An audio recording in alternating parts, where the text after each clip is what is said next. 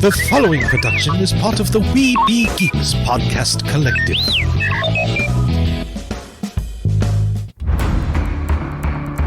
From days long ago, from uncharted regions of the universe, comes a legend.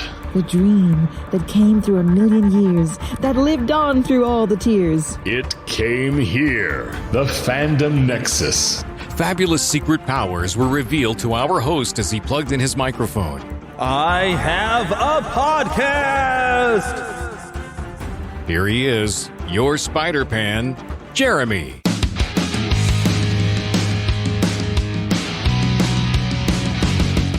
Yes, I'm back. I know we didn't have a show last week, but I have a reason for that. It was Vacation Bible School, and no, I wasn't helping at Vacation Bible School. I was being sick. Yay! I've doubled my dosage of Ozempic, and anyone who might be familiar with that knows that it really messes with your stomach, and I felt terrible. So I wasn't able to help out with Vacation Bible School, and I didn't sign up to anyway this year because with the way some things have changed in my job, I don't know that I would have gotten back in time, and one night I was working really late. I would not have made it back in time, so I figured they expected me to be the one to play with the kids again because we have recess at Vacation Bible School, so we go play games. Nice. And that's what I did last year, but not this year. But I am back this week. I didn't get a chance to record a show or anything, but doggone it, we are back. There's too much to talk about. And guess who's back?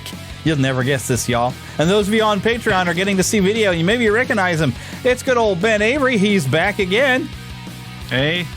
About to say he's waving, but he's got to say something or the listeners won't know. Yeah.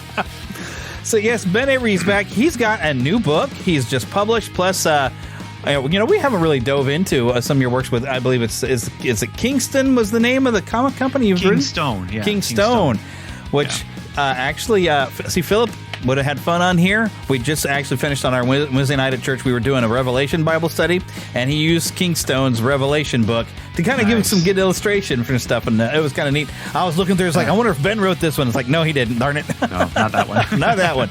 But I wish, because the artist on that, he's an artist I've been wanting to work with forever. But yeah. Yeah, the art I did not work on that part. Really scary and good in that book. Wow. But for anyone, like, here's one of the ones. I do have one of the ones that Ben wrote here, the 12. Yeah. So this is, an example of, like, some of his writing. So, yeah, he's written some comic books. And now, of course, at least one book I know of. But, of course, we'll get into all that later. We've got so much stuff because San Diego Comic-Con was just this past weekend. And they announced a lot of different things. The fun part about this, and I saw people saying how wonderful it was that Hollywood's kind of shut down right now because the writers and the actors are all on strike, and so they weren't going to show up at Comic-Con. So finally, San Diego Comic-Con was about toys and comics. Yeah. No, I've got some friends who were there with their artwork and their comics and stuff, and it sounded like they had a great time and really a better time in some ways because even though they may not have been as much actual foot traffic into the convention, sounds like there's more foot traffic in like Artist Alley and that kind of thing. So yeah, that's what it sounds like. I don't know if that is the actual factual, but it's definitely some of what I was hearing. So yeah. Yeah, it looked like it would have been fun. And one of these years, I'd like to maybe get out to the San Diego one. But I love going to the local ones, and I have a lot of fun there. In San Diego, I think I'd probably just wear myself out. Because there's just so I went much. to San Diego once. It was about 10, 12, maybe 13 years ago. And yeah, it was exhausting. And I didn't even try and see everything. I just 1 hour, my cousin came and visited, and we walked around a little bit. I didn't go to any of the halls. I didn't go to any of I did go to one panel because I was on the panel. But other than that, it was just exhausting because there were just so many people. And what was cool, though, was our booth, the Artist Alley and the vendors were kind of near each other. Our booth was near the vendors that were kind of leaning toward 70s comics. And so when we would leave, I'd walk past this one vendor and I just stop, take a look. Oh, there's a couple, here's a Man-Thing. Here's just find a couple old 70s horror comics. Oh, goodness. Grab them. Spend a couple bucks, and then I had my reading material for the night. So then you come back the next day and say, "I need more reading material." I read everything. He got multiple purchases from me. So yeah, it was good. It was very good, though. I enjoyed it. but I haven't really gotten to conventions to be just an attendee since I went to one Wizard World when I was first getting into writing professionally with comics. So. Yeah, that's kind of the best way I think sometimes to go to one is actually have something I'm doing, because then they get me in for the day that I'm presenting my panel is the day I get in for free. So I try to do everything I can, which I haven't decided for Planet Comic-Con this coming year. Do I want to repeat and keep doing the same thing I've done for now twice, or do I want to try to do something different? I haven't decided yet, but people seem to really enjoy talking about Walt's time here in Kansas City. So I think I could probably keep doing that same one and having some guests in. And we have a lot of fun with it anyway. And I always fill a room up because people are very interested in this sort of thing. So good. But now, since last time Ben Avery was on here, we were doing the New Year's Eve countdown, or not really countdown, but we were kind of wrapping up last year. So he's not gotten to experience the regular full format. So now this is kind of fun. We get to throw the what I call host chatter, which we start with the basic question, what have you been watching? And honestly, I don't think I've watched anything significant this week. I'm really behind on stuff. I've been meaning to watch Secret Invasion. I've seen 2 episodes and I've enjoyed it. But it's all wrapped and I'm like, okay, I'm going to have to be careful because somebody's liable to spoil it. But I've seen people saying they really enjoyed it. And I'm like, well, great. I'm going to sit down and watch the rest of it eventually. But right now my wife has been in the living room watching anime, and she's trying to find an anime that I'll sit and watch with her. And she had me watch something. It was something about a dragon trying to find a house. She thought I would like it, but I was like, this is the whiny, most annoying dragon character, I swear. And it's only lasted for 1 season, which is either because people didn't like the character, or that once you get him into a house, you've run out of story of even what you've titled your show. So there's not a lot of anime I can get into, but my wife has just been having a good old time with her Crunchyroll account, and she wanted me to sit down and watch something with her. I'm like, well, there's a few things I like Fairy Tail's pretty good, and there's another one that I don't know how I end up enjoying this, but my wife being a biology teacher, she got me to watch something called Cells at Work. And it's basically, you have human-looking characters, but they're all, there's red blood cells and white blood cells and all the different things, and they live inside all these buildings, which is supposed to be inside of a human body. And generally, every episode, something happens. Like the big season finale of the first season was that they... Of course, on the inside of the body, they don't know what happened to their person, but there was like this massive accident where they had a head wound and a concussion. And it's funny because like when there's an open wound, people who are supposed to be blood cells go flying out, and, like they're sucked out into the void, It's actually really innovative and creative, and you can actually learn from this little cartoon. And so I've kind of enjoyed watching it, and they're really, really fun. So, I mean, that's pretty much my attempts at watching anything was, what my wife trying to get me to watch some anime. Did you watch anything good this week? Yeah, so it's okay if I go back 2 weeks, though? That'll work. I mean, I haven't been on since 2022 or whatever. No, so Secret Invasion, I've been up to date. I podcast about Marvel Cinematic Universe with Welcome to Level 7, and so I've been keeping on top of that. I won't say anything more about that because I don't want to spoil anything or anything like that. But the other 2 things from this week that I've been watching I finally got around to watching Silo. And so that's an Apple Plus show, sci-fi. The reason I finally got around to watching it was because I had been watching Foundation, and I enjoyed the season 1 of Foundation. And so I was just, I had a friend who was bugging me, you got to watch Silo. And just, okay, I'll get around to it. Once Foundation season 2 comes, I'll renew Apple Plus, and then I'll watch what you want me to watch. Well, Foundation season 2 has been okay. I'm really hoping that it gets better because I was really high on it with season 1. And I know some people didn't like it because it's too different from the books. Some people didn't like it because it followed the books. Some people didn't like it because it wasn't very good. I enjoyed it for what it was. It's different than the original trilogy, but it's different in that they're taking Asimov's idea and then just kind of building on it and doing it in a modern way because the science doesn't match. And so they had to like the 1950s understanding of science does not match the 2020s understanding of science. And so I appreciated it for what it was.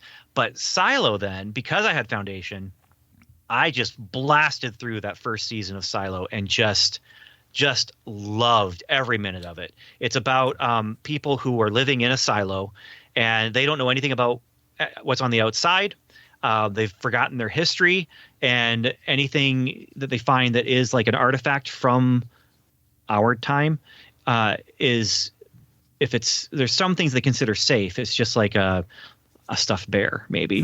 But if it's got information, if it's a book, or if it's a flash drive or anything like that, you can actually be sent to the outside just for possessing it. Whoa. And going outside means you're going to die, and so they and the book is called Wool. And so after I watched the first season, which goes through about the first half of the book, I'm like, I'm getting this book from my library. I got the app on my phone where I can listen to audiobooks. And so I'm the reason they call it wool is because what you do when you go outside is they give you some wool to go and wipe off the camera lens that gets dirty over time, and no one can go outside without dying. And so the people that they shun and send out, they say, here, take this. You don't have to clean it, but we hope you will, And so, so that's why it's called Wool. But I'm halfway through the second book of this trilogy now because the series was just phenomenal. And I feel like it's the opposite of Foundation, where they're just being really, really true to it. There's certain things they've done with characters and changed gender for one of the characters, the things that they do for TV shows, but it's very true to what the book was, and the author's a producer on it and that. So Silo, Foundation I've been watching but not super excited about, and then Strange New Worlds, that's the other one that and tying into San Diego Comic-Con, they, for the San Diego Comic-Con Star Trek panel, had a big focus on animation, and they showed, from what I understand, they showed the people at the panel the episode where it's a crossover between Lower Decks and Strange New Worlds, and so it has the animated characters in the live action episode, but they showed that episode and then they released it early. And so last week there were 2 episodes of Strange New Worlds. One was released on Thursday as usual, and then the other one was released Friday night, I think it was. And so that was kind of fun. And so that does mean, though, that instead of 10 weeks of the show, there's only 9 weeks of the show because they doubled up 1 week. But we're coming up really apparently on a musical episode, though, if I've heard that right. Yeah, I'm not excited about that one. Why? So there were 2 things when they were talking about what's coming up for Strange New Worlds, when they were talking about the crossover with Lower Decks. I wasn't super excited about that. I'm not a big fan of Lower Decks. I've seen every episode of the series that they've done, and I enjoy and appreciate the humor because it is very good Star Trek satire. I just don't like that it exists in canon. Yeah. It just, to me, I feel like it should be, let it be the goofy Star Trek thing, but it is in canon. And so I was not looking forward to this crossover episode, but it ended up being much better than I expected, and it ended up working. That was the other thing. I'm like, how does that going to work? So now you've got this musical episode they announced, and I watched the trailer for it, and I'm not excited about this. I'm just not. It's like they forgot they're doing Star Trek. Right. But you got a Buffy musical episode. You've got a lot of shows that do the musical episode. Thing is, when you do a sitcom and do the musical episode, that's one thing because it's a sitcom and they do whatever they want. If you have the Buffy one, it sounds like this will be similar, more along those lines, where I think there was like a music demon or something, or that might have been the Batman Brave and the Bold musical episode. But there was a music bad guy that made everyone sing. Oh, goodness. It sounds like it's going to be some sort of anomaly that causes them to either hallucinate the musical or do the music because they're, under some sort of weird control, or that's how they have to express themselves.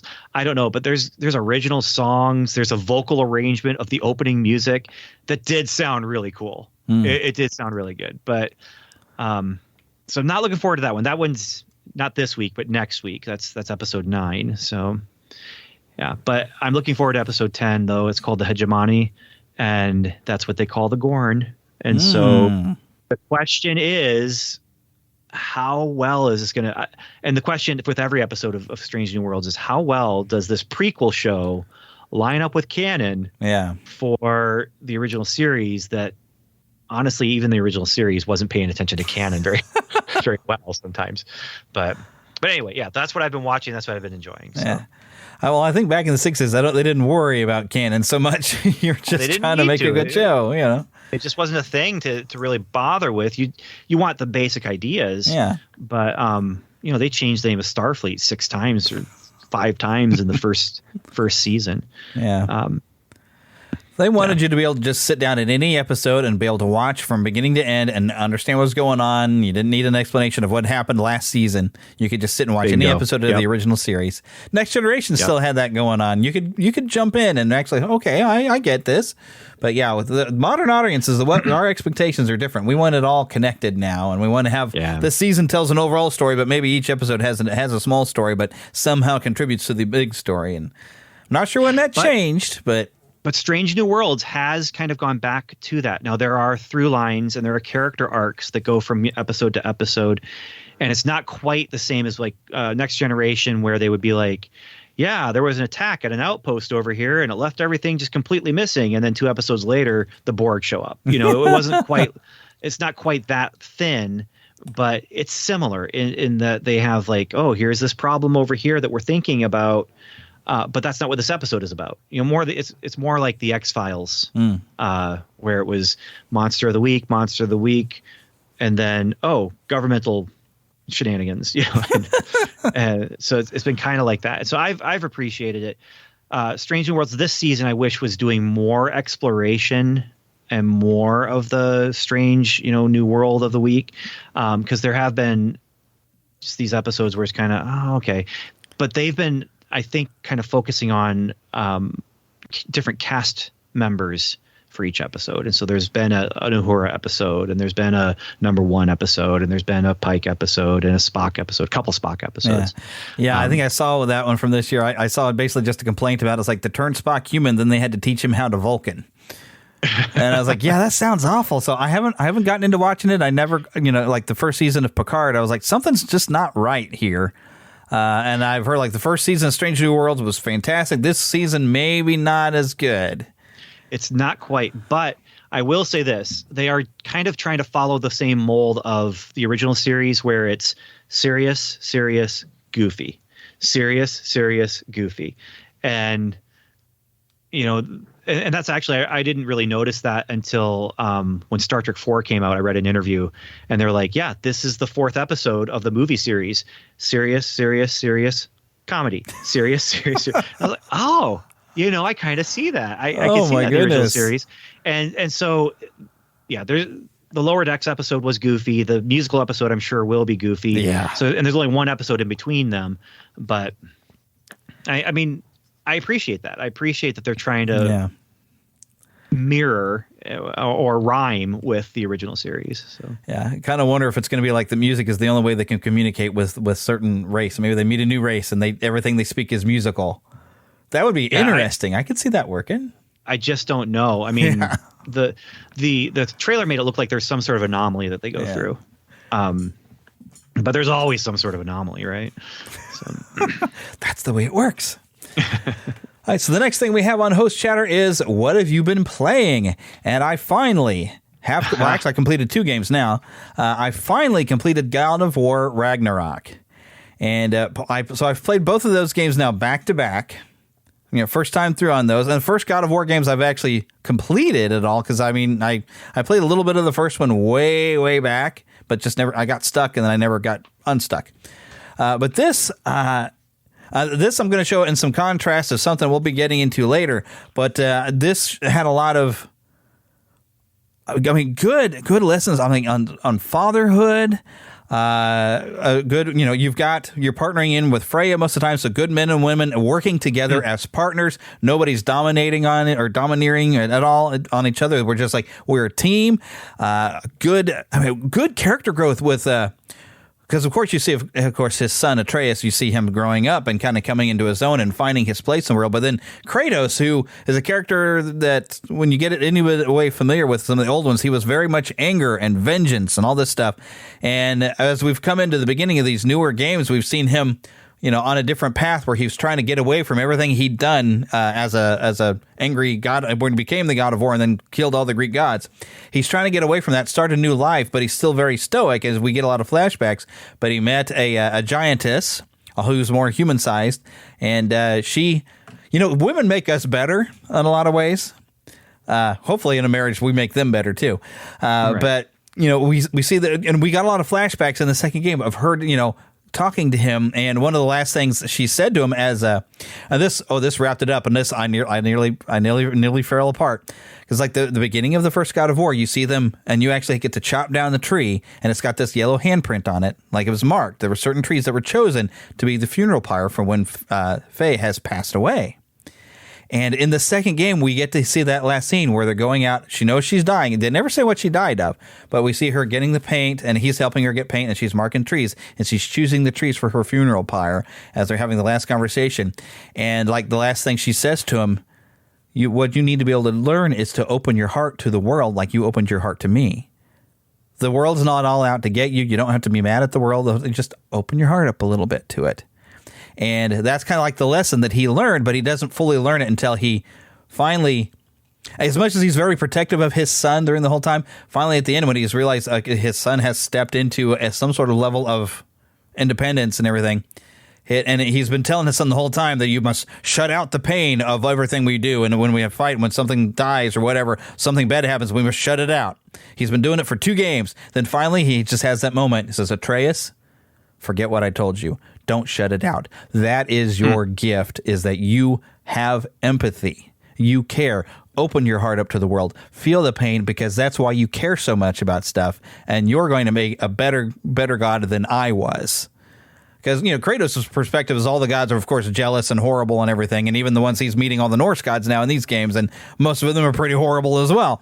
So it's just interesting, that growth, and I hope I didn't spoil anything for anyone, but the moments in this game and the journey of learning how to be a father, because when Faye dies, now he's suddenly like, he cares for his son, but he doesn't know how to. He doesn't know how to show it, and there's a lot of times in the first game where he wants to kind of put an arm on his shoulder and he kind of reaches up, but he just kind of pulls back. So he's not really sure how to express that he does care for his son until it gets onto this point. Although you see the way he cares with if anything dares threaten Atreus, he gets mad. But that's kind of like part of the second game was pointing to, is like how the prophecies from I forgot what the Greek ones were. Not the Muses. They had a name in Greek. Wow, I can't believe I forgot this. Not the Furies. The Fates. Yeah. And then there's a name for like a version of them in Norse mythology too. That's I forgot what that was, a word I hadn't heard before. But how they basically say we don't have to know much of the future to be able to prophesy stuff on you. You just do what's true to character, so we just know what you're going to do because you're not going to change. And so it's basically Kratos being able to say, I can change. I don't have to be the monster that they made me to be in Greece. I can choose to be something else. And by the end of it, he even gets to make a choice to where he's going to be a protector. Which is like, that is true masculinity. That's in your family. You are that protector, and that's the way you should be. And we're going to get into that later when we talk about a movie review of where it's part of that what true masculinity does, wants to protect. We what we love, we protect. And that theme came through very good. I'm like, wow, I feel like I don't get this message through that much media anymore, and to have it in a game and done this well was outstanding. So I finally finished that, and then when I was done with it, I was like, okay, I've got a backlog like a mile long. I only had a little bit more to do on Borderlands, so I know that's an old game. I finally finished Borderlands. So now I'm starting up another old game, Just Cause 3, which is as ridiculous as I thought it would be at blowing stuff up. I'm having a hard time with the controls, but you getting the link through things together and crash things together and blow stuff up. It's just stupid fun. So I had a good time playing with that a little bit. I'll hopefully get a lot more time. And I do plan on, I think I did live stream first time playing. There will be more videos to come. If you go to Neverland official gaming channel, you can see lots of video of me playing. I didn't know if there would be a lot of stuff in God of War that I could share. There's a bit of language. Some characters cuss a lot and most of them don't. But there is like one dwarf that would just had the filthiest mouth, and I try to not have that on the channel. But there is a gaming channel. Also, of course, don't forget the official Neverland, the Fandom Nexus YouTube channel where you can hear audio and see video if you're a Patreon member. So, see, that's how I get to plug things too. You played anything good this week? Yeah. Super Mario Kart. Awesome. It's been my unwind after I get home from work, and I have the Super NES Mini that they did a couple years ago, and just adore it. It's just so nice to, it's got Super Metroid, it's got Super Mario Brothers, it's got it's got 2 Kirby games. It's just got a ton of Street Fighter 2, and it's got Super Punch Out. But Super Mario Kart I've been playing, and it just takes me back to college. Oh, you know, like where we were just. There was one time we snuck up over the drop ceiling and over the cinder block wall to get into our friend's room so we could just play Super Mario Kart in his room. And so I've been just working my way through one circuit at a time, and it just I will not rest until I have the gold trophy in all of them. And so what's nice about the game is it allows you to have save states. And so I can, where it used to be, you could continue if you wanted, but you only had 3 or 4 continues. And then if you lose, you just have to start over. But now I can just win this race, and I play the next one until I win, and I play the next one until I win, and I play the next one until I win. And my 12-year-old has been enjoying watching me, although he's not enjoying playing against me because I destroy him. So it's one of the few places where I can absolutely destroy him. So that is one of the nice things. That's been my game for the last week and a half or so, has been just kind of jumping on there and reliving the glory days, I guess, of racing digital creatures. I completely missed out on that, the SNES Mini. But I did get the NES Mini. But the nice thing about with the Nintendo Switch and having the their online account is they give you access to a library of all these different systems. And they have most of those games on there, and they do have a save state, so I can still play some stuff. The only thing they're missing is they don't have Street Fighter 2 on there. However, their Sega Genesis thing has their version of Street Fighter 2. Okay. So I'm like, okay, well, I can still play it on here. And they do have it adapted to where eventually, the Sega did come out with a 6-button control. So you can adapt that over and still play it. And so I format it to where it does, the buttons do match what the Super Nintendo was for Street Fighter 2. So it's kind of the same. It just sounds different because Sega had a very different sound engine and a little bit more arcade on some levels, but it's just That's great. where I played Street Fighter 2 was Sega. So someone else down the hall had Sega, and then I had my Atari 2600. So oh, nice. Yeah. No, I mean, hey, we had fun. Don't get me wrong. But I mean, it was 10 years late when in college. So that was when you could go to Big Lots and get Atari cartridges for $1. Oh, wow. Because it was just leftover stock. And, it was, Yeah. But Now anyway, I got a plug and play where you plug it into the TV and it's got a bunch of pre-programmed games. But I didn't realize that most Atari games were 2 players and you're by yourself and like, I can't really play this. Combat's no fun without a computer to control the other side. It is not. Unless you set goals for yourself. Can I, play the one where when you shoot it, it like jumps it across the screen, and can I do, 30 shots in the time frame allotted? You got to get creative. And I did when I was a kid and I played alone. I got creative on how do I do this? But I think I'm going to try that out now.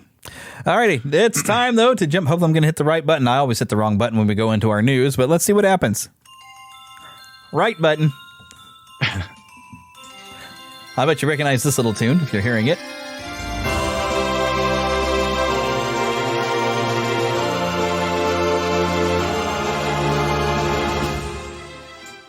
Spanning the Disney and geek universe to bring you the best in comics, toys, movies, and entertainment.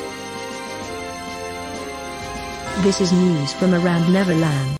Yeah, I found a MIDI version of a tune that's actually from an old NES game, but I won't say what because who knows, some copyright might come after me at some point. Okay, so like I mentioned, there is a lot of stuff from Planet Comic-Con.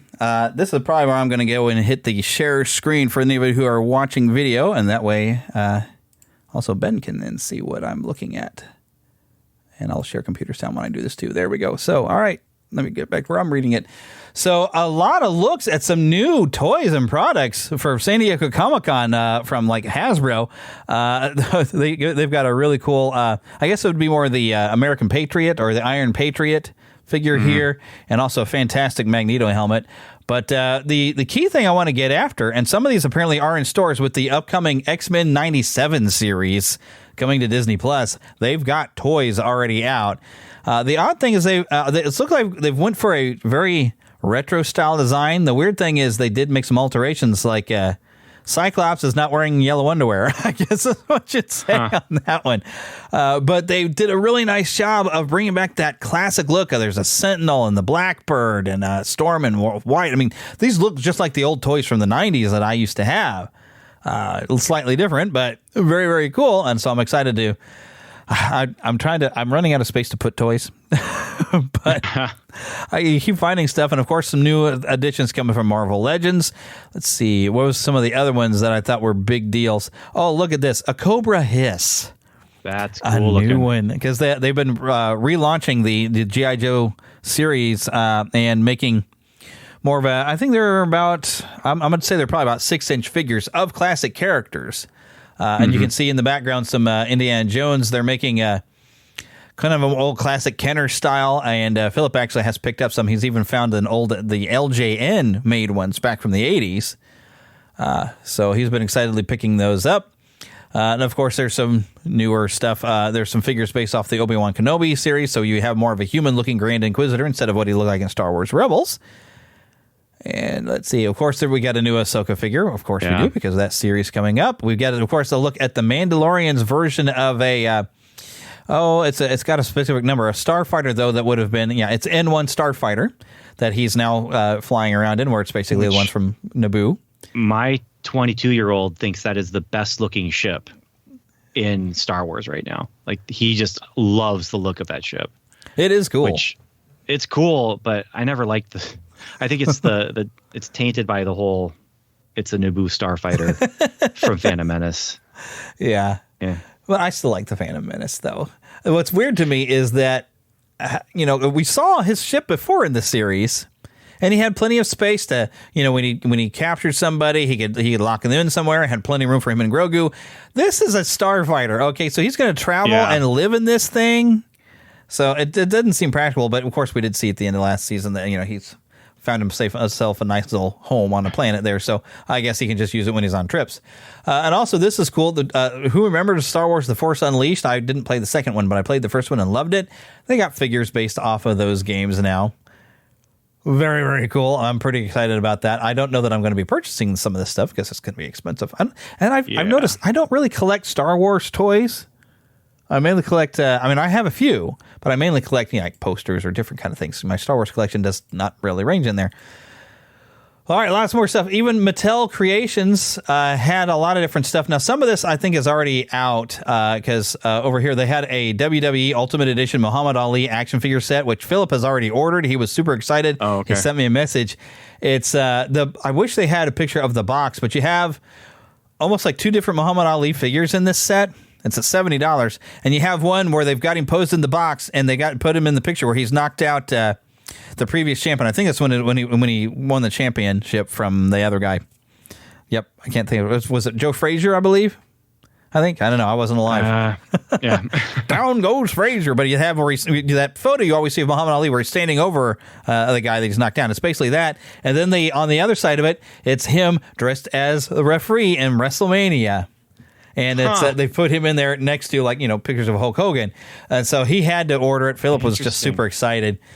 He's also been talking about these Jurassic World and Jurassic Park sets where they have a Steven Spielberg with a camera, and you can get an entire set. Oh, yeah, here it is. Here's like some of the pictures here. You can see Muhammad Ali there, so you can put, with the other characters.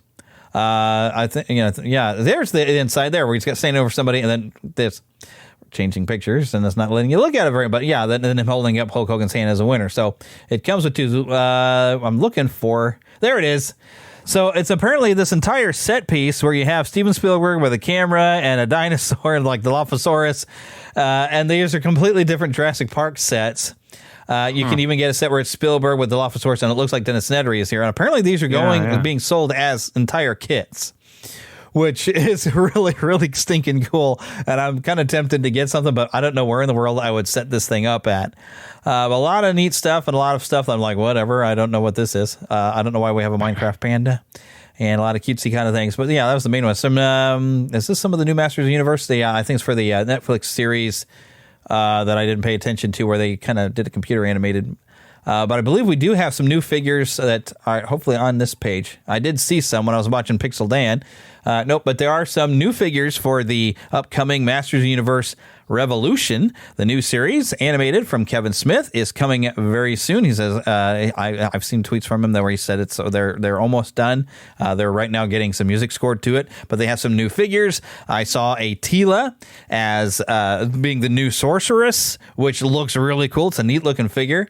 So I'm pretty excited about that. I really enjoyed the other animated series. It was just nice to have some He-Man back on the TV again with some new stuff.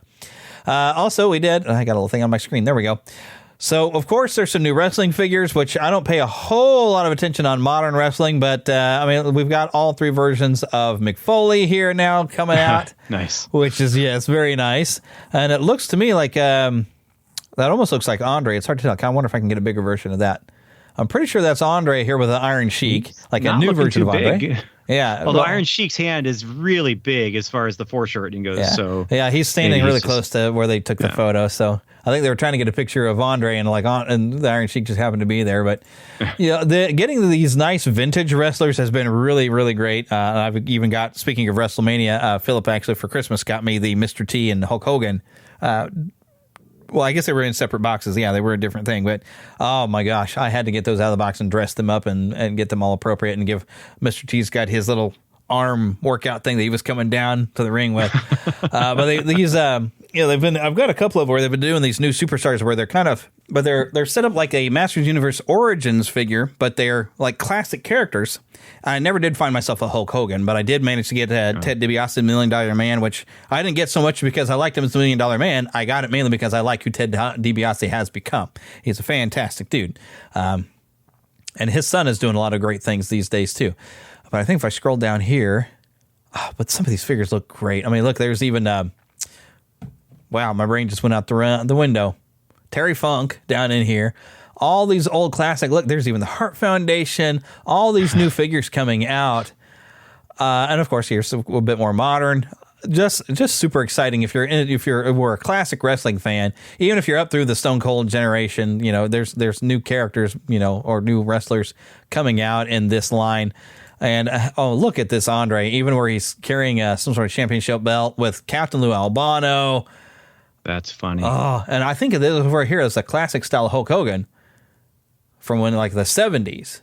Look at here, and we even have good old Paul Bearer.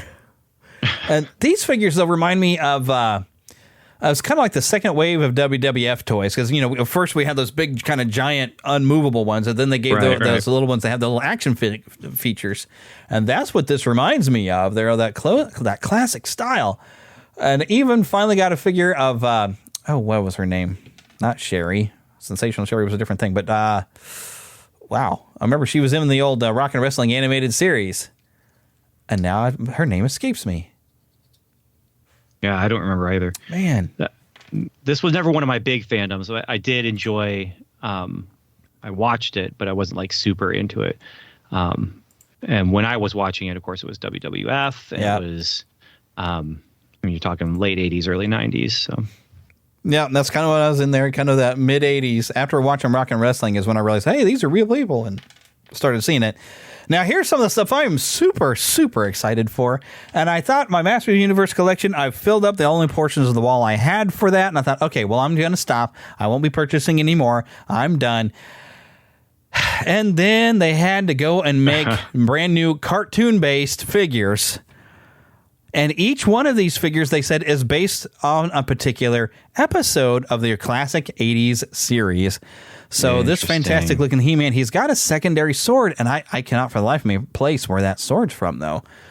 And so I'm going to have to rewatch the series. I have the entire series on DVD, so pretty excited about that. And even Skeletor, well, I guess you don't see in this picture I'm about to click on, but he's got the Masks of Power here pictured next to him, which they're not showing in this picture. But he comes with those. I missed out on getting a good Trapjaw figure when the Origins came out. And I do have a classic style Trapjaw. He doesn't have all of his accessories. But these figures just look fantastic. I would almost say, like, because I've got some of the Super 7 that were based off the animated series that are built like the classic figures. And they colored them to look like the animated series. But these are kind of like a Super 7 at some point did make some figures that tried to look more like the animated series, and that's what these figures look like, except for these would be more affordable, being that they're of the Origins line style, except for they're made to look like the Filmation series. And these figures look fan-stinking-tastic. And so now I'm going to have to go get those. And, of course, something that Philip is going to be excited about. He's like, you know what? I had a Gwildor figure. I want Gwildor back from the movie. Yes, Gwildor. I think this might be the Masterverse line because their Masterverse line has a little bit more realistic look. Oh, and actually for this picture I have on screen, if you look behind him, there is the Tila as the new sorceress. But from what I've been hearing, Gwildor is going to come in a 2-pack with this wild version of Orko, which is kind of neat.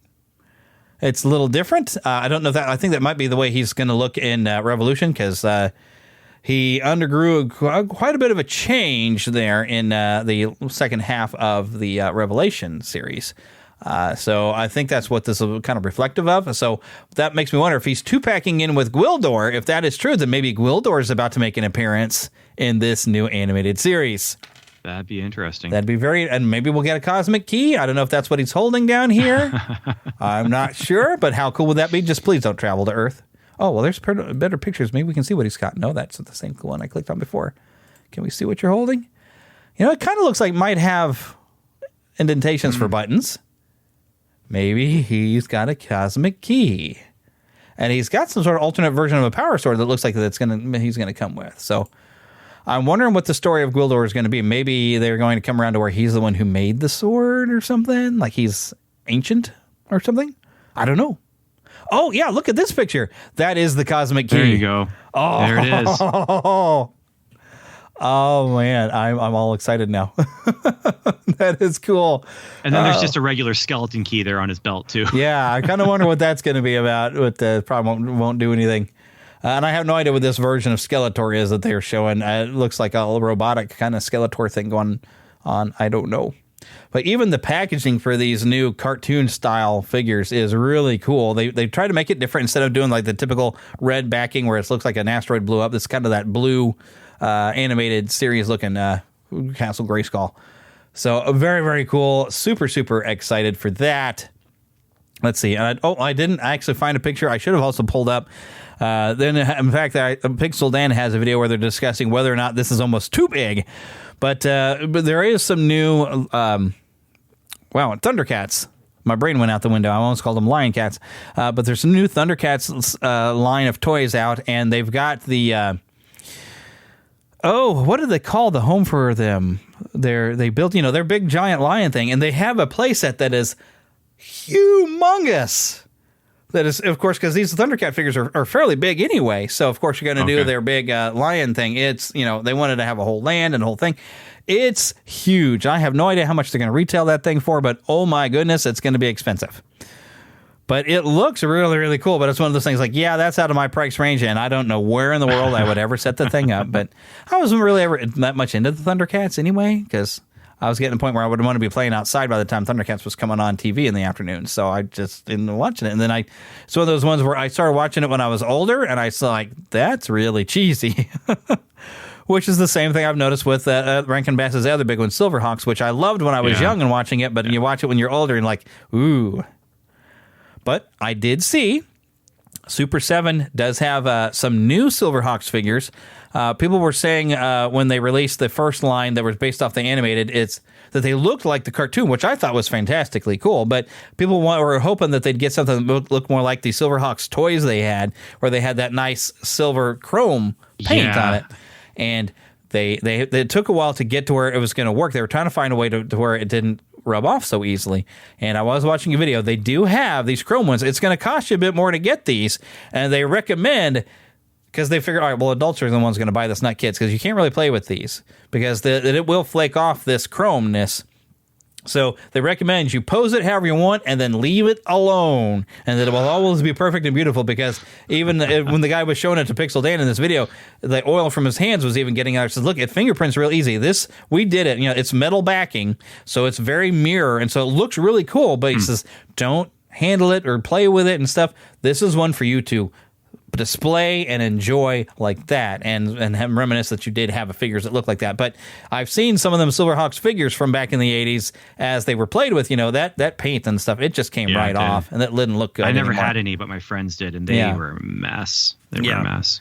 So they were trying to find a way around that, and they mostly did. They said where they've made the material differently, but they needed to have it pliable but yet stiff, because and he even showed, like, if you were to squeeze on like Quicksilver's waist or something, if you were to squeeze that, he says the outside layer would crack.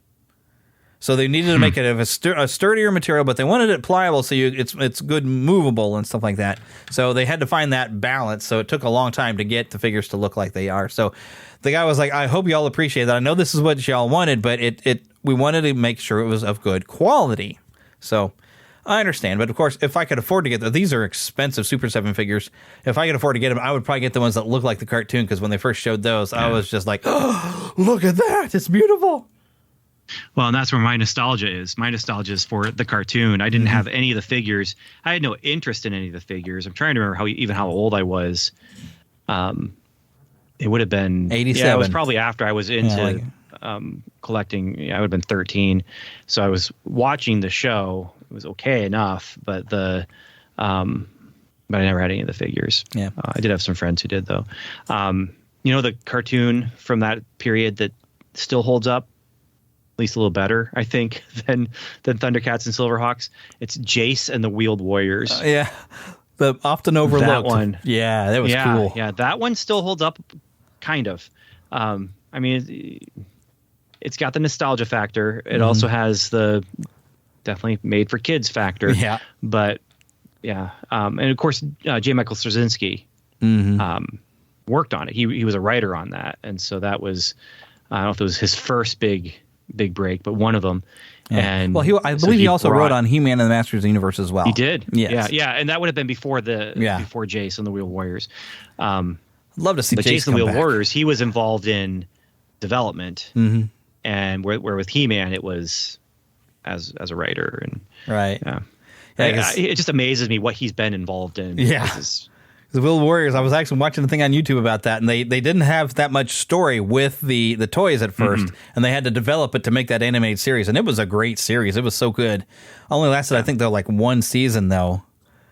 Right. It was so short-lived, but it was so good. On a cliffhanger, But I loved the idea of just the plants moving through space, and they're driving on the plants, and it's so out there and unrealistic that it kind of wraps back around to like just fantastical and cool. So maybe they'll find a way to bring the series out on DVD or something. I've never seen it come out on that, and maybe the toys will come back. I don't know about the toys weren't great though. Although I'll never forget the commercial where you could stack and attack because it was just all about how like they're modular and you can take pieces off of one and build it. But they didn't even have like the little minifigures that were in there weren't even characters from the show. That was going to be the second wave, but the show was canceled. Yep. The toy line didn't do very well. So why would they do a second wave that's referencing a cartoon that no one's watching? So. Yeah. But I watched it. I remember that one. But I'd love to watch it again because there's so much I'd forgotten about it until I was watching this video where they and it might have been that one guy that it goes through a lot of retro toys, but going through like pointing out what the plot lines were. I'm like, oh yeah, now I kind of remember like all these different things, and it had a lot of really neat ideas that it would be nice to have seen them wrap that up. Who knows if that ever comes back, that'd be great, but I doubt we'll get it. Of course, I didn't think we'd ever get Silverhawks back because that was actually something that only ran for like I think 2 seasons, so it didn't catch on as well. But yet it's got a cult following. We're out here. Right, exactly. Like there was enough people who have expendable income to do it. Yeah. All right, now this I've got a 2-part this kind one of story excites thing. me so much, man. Yes, Ryan Reynolds is bringing back Alf on his Maximum Effort channel. Now I don't even know what this Maximum Effort thing is. It's something that has to do with Fubo. It's supposed to premiere actually this Saturday, July 29th, on the channel's first series of Maximum Moments with Alf creator Paul Fusco and Shout Studios, along with sponsored content from Mint Mobile, Fubo, Hims, MNTN, I have no idea what that is, and The Ring featuring Alf himself. So I don't think this is necessarily a series, but I don't know what's going on, but I'm going to look because it seems like they're bringing in with all these doing sponsors. a marathon. Yeah, but they're doing this because there's a new set coming out that is uncut episodes. Yeah, we're actually about to get to that too. Yeah, and so and they've done a couple other things with Shout Factory on their website, but yeah, no, this stuff, Alf. I'll never not love Alf. Right. The only toys I had were the Burger King puppets, but we didn't have all of those. I wish I'd have gotten more of them toys, but I've seen that they have some new figures of Alf out, and I'm like, oh, I need to go find those. But speaking of Shout Factory and Alf, yeah, it was just announced here recently, the Complete Series Deluxe Edition, and you've got options. Because I believe that the Complete Series, you're still going to get like the live action and both cartoons. Right. $84.99 for a deluxe edition there. But you keep stepping up the different editions where they have some artwork you get and magnets. It's ridiculous, soundtrack man. CDs. Then the further up you go, you get lunch boxes and. I don't think that's a soundtrack CD. That's a soundtrack LP. Oh, well, that's right. That was supposed to be an LP, isn't it? It's a single. Yeah. Because it has on one side, it's the You're the One That's Out of This World. Oh, yeah. And on the other side is the theme song. Nice. Yeah, which I'm still not going to put the money in for that. Yeah, $234.99 to get everything. Yeah. The lunchbox. I mean, it's just crazy with some of those extras. But part of me really wants it, though. I'm just looking at this like, oh my God. Part of me. Yeah, I would have to, every time I get paid, I get to set aside $50 for myself, but I have other things like paying for my PlayStation subscription, that kind of thing. So and plus I have to pay, I'm still paying for my PS5 onto the Nebraska Furniture Mart card that I used. So, I got to take things into account and limit myself of what I'm going to save up for. And it would take me forever to save up to get one of these sets. And like, wow, that'd have to be, looky there. They're trying to advertise to me. So I'm excited about that, though, because it has, first of all, this is the first time that the entire animated series have been available. Yeah, both of them even. And both, the Fairy Tale one and the just Adventures on Melmac one that they had.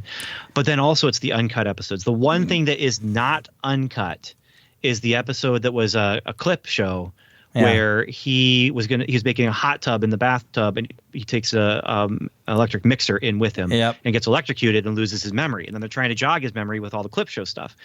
Instead, they switch it. So he goes in there. He doesn't electrocute himself. He slips and falls, hits his head. That they kept that part because they have a comment there that episode was edited for content and represents the best version available. Yeah. And I understand they're afraid kids were going to emulate something that Alf did, I guess. But then the episode Help Me Rhonda, I think is the name of it, where if you watch it on the DV set that I got, it's chopped up so bad because they sing.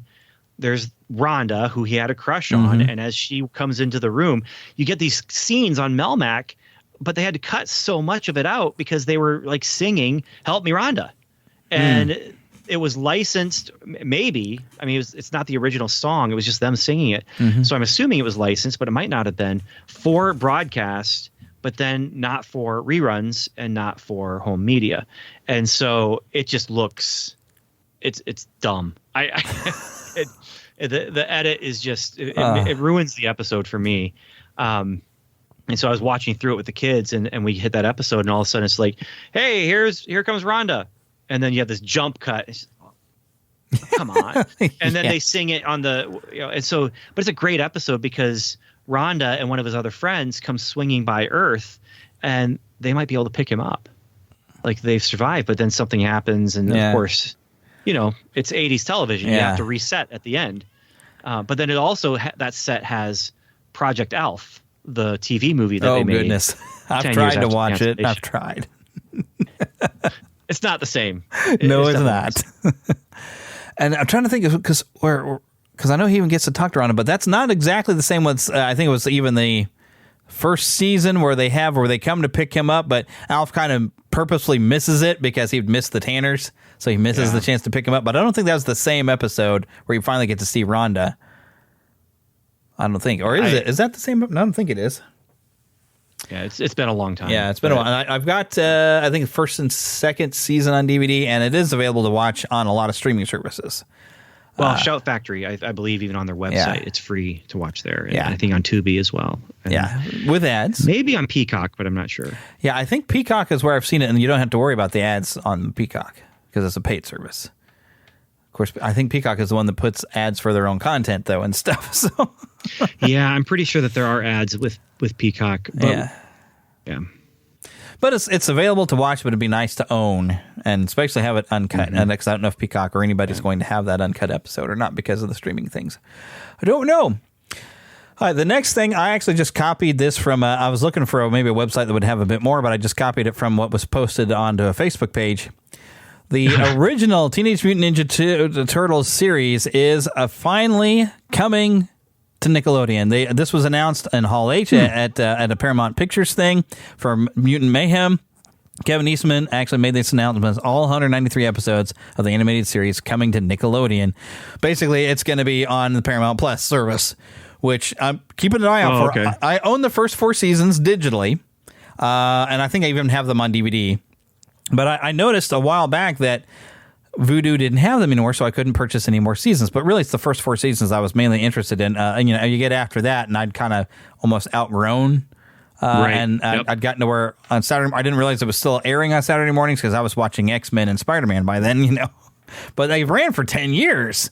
So, but they tried to at one point go a little bit darker because Batman the Animated Series was out, and that really was kind of weird. I've seen some of the episodes, I'm like, that doesn't seem right. But I would kind of like to just see those other episodes just to kind of, check them out. So when it all gets on there, I'm probably going to sit and watch. And sometimes that's even how I get myself to sleep at night is I pull out my digital copies and I'll pull them up on Vudu and just let it run and I'll watch a bit until I drift off to sleep. Nice. So it's just nice, getting a chance to watch them all. It's going to be fan-stinking-tastic. And here's something else that, now this has been out for a while. I'm a little behind the curve on this. But these are cool, though. Yeah, Disney 100 variant covers pay tribute to blockbuster Marvel Comics moments. This is the one I got to get. Mickey Mouse as Amazing Spider-Man. There's the Tom McFarlane pose. Mm-hmm. I need to go check this out. And what if Mickey Mouse was bitten by a radioactive spider? I thought I saw something where they were going to do like the original cover on a thing as well. I've been seeing some other different images, but they're not here on this particular page. Oh, wait a minute. Maybe they are. Ooh, let me click this. And there we go. Marvel Superheroes Secret Wars. This time, Mickey gets to be Captain America. And is that him also as Iron Man, or is that Mortimer? Mortimer was kind of tall, though. It is kind of weird. You got Daisy Duck as Wolverine. I'd have put Donald as Wolverine. That would make more sense. Then maybe Goofy as Cyclops would have been funny, but I guess they decided to let him be Spider-Man this time. Hulk Pluto, but yeah, I'm not sure maybe that's Minnie. That's Minnie as Iron Man. Okay, Iron Minnie. Yeah, because she's got the bow. She's got the bow there. Got the bow. I thought that was that makes sense because Iron Man had the weird orange pointy things on the mask. So I guess in order to do something like similar to that, they thought, hey, I know, put the bow on her head.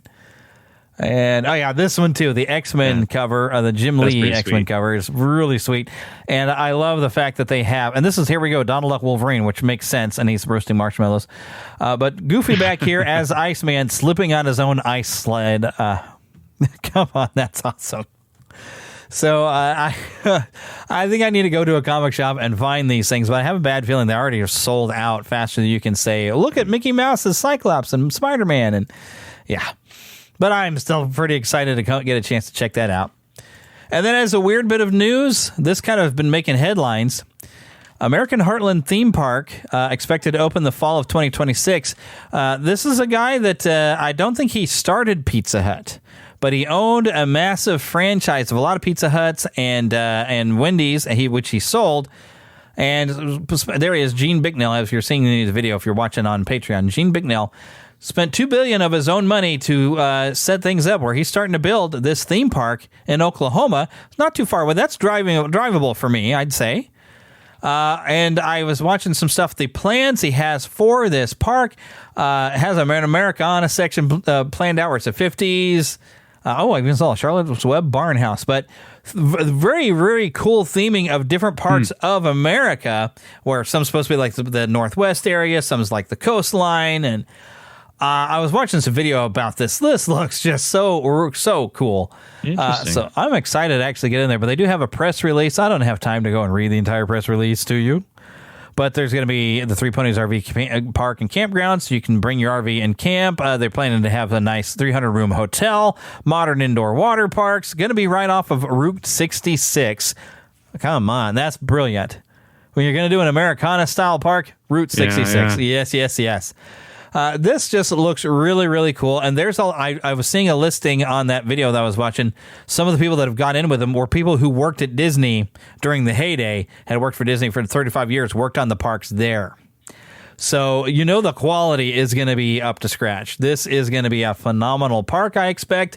And when they open this thing, I am already planning to have a nice vacation out there. I might be kind of old and crusty by then, and I'm already getting it. I'm 46 years old, and my shoulders ain't what they used to be. I can't lay in the bed without hurting myself, but doggone it, I'm going. I will ride some roller coasters. So I'm fairly excited. This actually made headlines because everybody was like, whoa, this guy just shelled out $2 billion of his own money to start up a theme park in Oklahoma. What's going on here? And then I started, looking in on this. And I said, this looks really fantastic.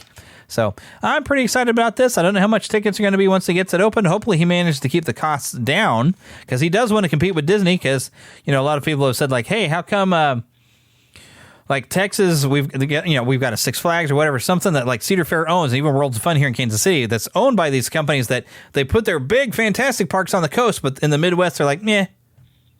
So this guy says, here, somewhere in the Midwest, let's do a high-quality, large theme park. Thank you, sir. I appreciate you. Build this thing, and I will come. All right, but time to go to the trailer park. I have a lot of trailers to get through, and not all of them are actually movies. Mama, another gator got in the house. Another gator? Give me that sugar. Come here. Get him, Mama. Get that gator. The Neverland Trailer Park. Now, the first thing I actually kind of want to look at, and those of you on video are getting to see this, is there was a lot of trailers and updates that were just posted up from like San Diego Comic-Con. There's some behind the scenes of Star Wars Outlaws, Strange New World, Subspace. Now this is Girls musical. Yep. Do we dare to listen to this? Let's dare. The trailer's not bad.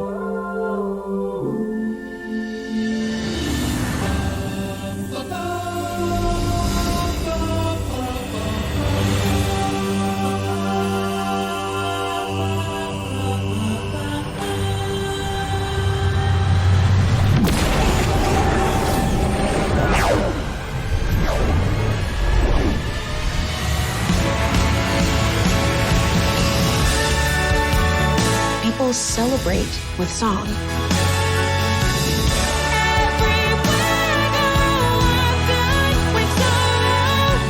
Do you know the odds of all of us being here at this time?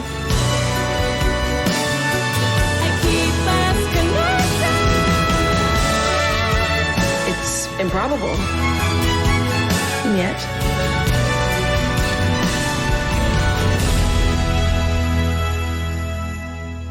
here we are.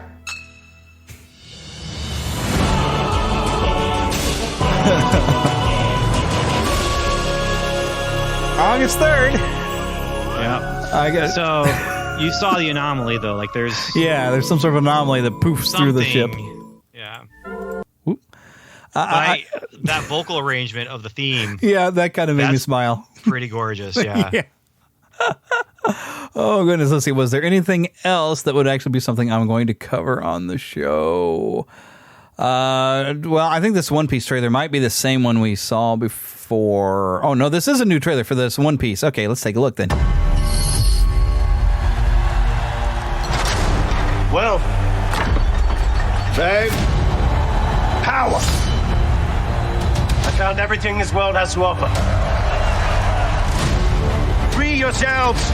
Take to the seas. My treasure is yours to find.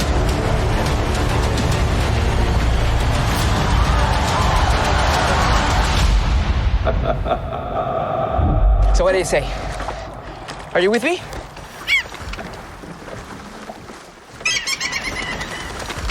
Mutiny. Why would anyone want to be a pirate? This is the best thing there is.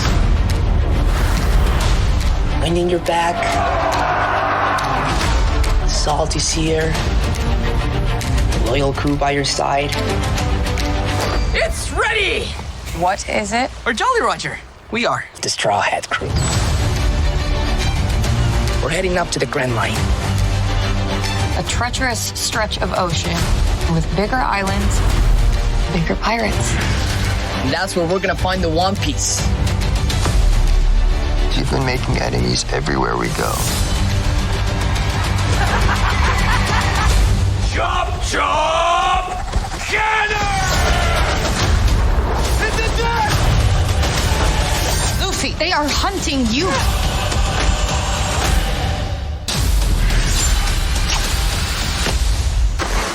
You'll have to excuse them. They're idiots.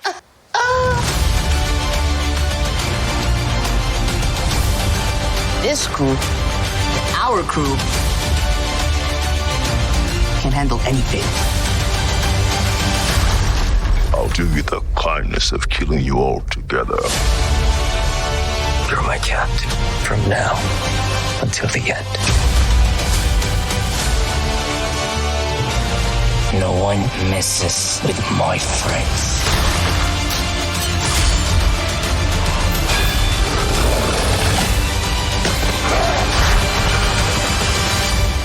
What's so special about you? I'm Monkey D. Luffy.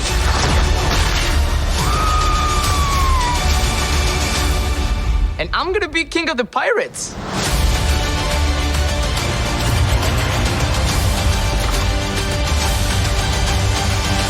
I didn't know there were so many pirates. It's terrible. I know, right? Where's my face? So that's coming August 31st. As much as there is there, I would, this is an eight episode series. That's good because I think as much story as they're trying to pack in there, they don't think they could do it as just a regular movie. I've only seen one episode of the anime. I think my wife has watched most of it and probably read some of the manga as well. But this just looks fun. So I'm kind of excited. Yeah. I have no context. I never watched it or read it. I just had a friend who was into it, and I really don't know much about it. That interests me, though. I mean, that does the job that needs to be done with a trailer. The person who's not familiar with it, do they want to see it? Yep. So, they did a nice job of just putting together just some fun, goofy stuff like, hey, pirate fun and everything else. Something there. I don't know how much coverage we're going to be able to give to this because I bet when this becomes I believe this is a movie for Borderlands, which I just mentioned playing the game. But I imagine this is going to end up with some R-rated level stuff when it comes to a Borderlands movie. But we're expecting one to come out next year, and I figured I at least would mention it with Cate Blanchett, Kevin Hart, Jack Black, Ariana Greenblatt, Florian Montu, and Jamie Lee Curtis. But they all they've said it's been in development since 2015. And they're expecting this to come out August 9th of 2024. And I am kind of curious. Because really the game is kind of funny, it's the really neat style of the game is it looks like a moving comic book. It is really cool. And it has some good humor and some slightly adult humor, to be warned. But I'm kind of curious what they would do for a live action series of that. Now here's something. It's a story trailer. It's not really an upcoming movie, but I had to share it somewhere and I picked the trailer park because I'm so excited. And it's a trailer. Yes, it is. By the way, this is Spider-Man 2 for those not knowing. It's a miracle I'm even sitting here now. I got a second chance. And I'm going to take advantage of that. But I need you with me, Pete. We're going to heal the world.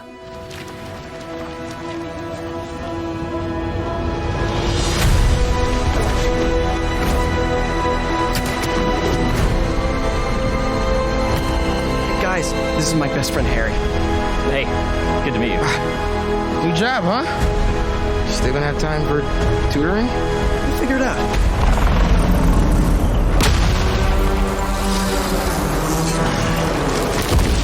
I didn't know there were bears in these woods.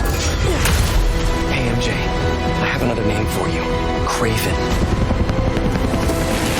He's here on some kind of hunt. You know, if you need me, I'm just a call away. Lee, you don't know what you took from me. All Miles talks about is how to be a better Spider-Man. How to help you. What the hell's going on with Pete? He's not himself. Go help him. This was our dream. I'm not.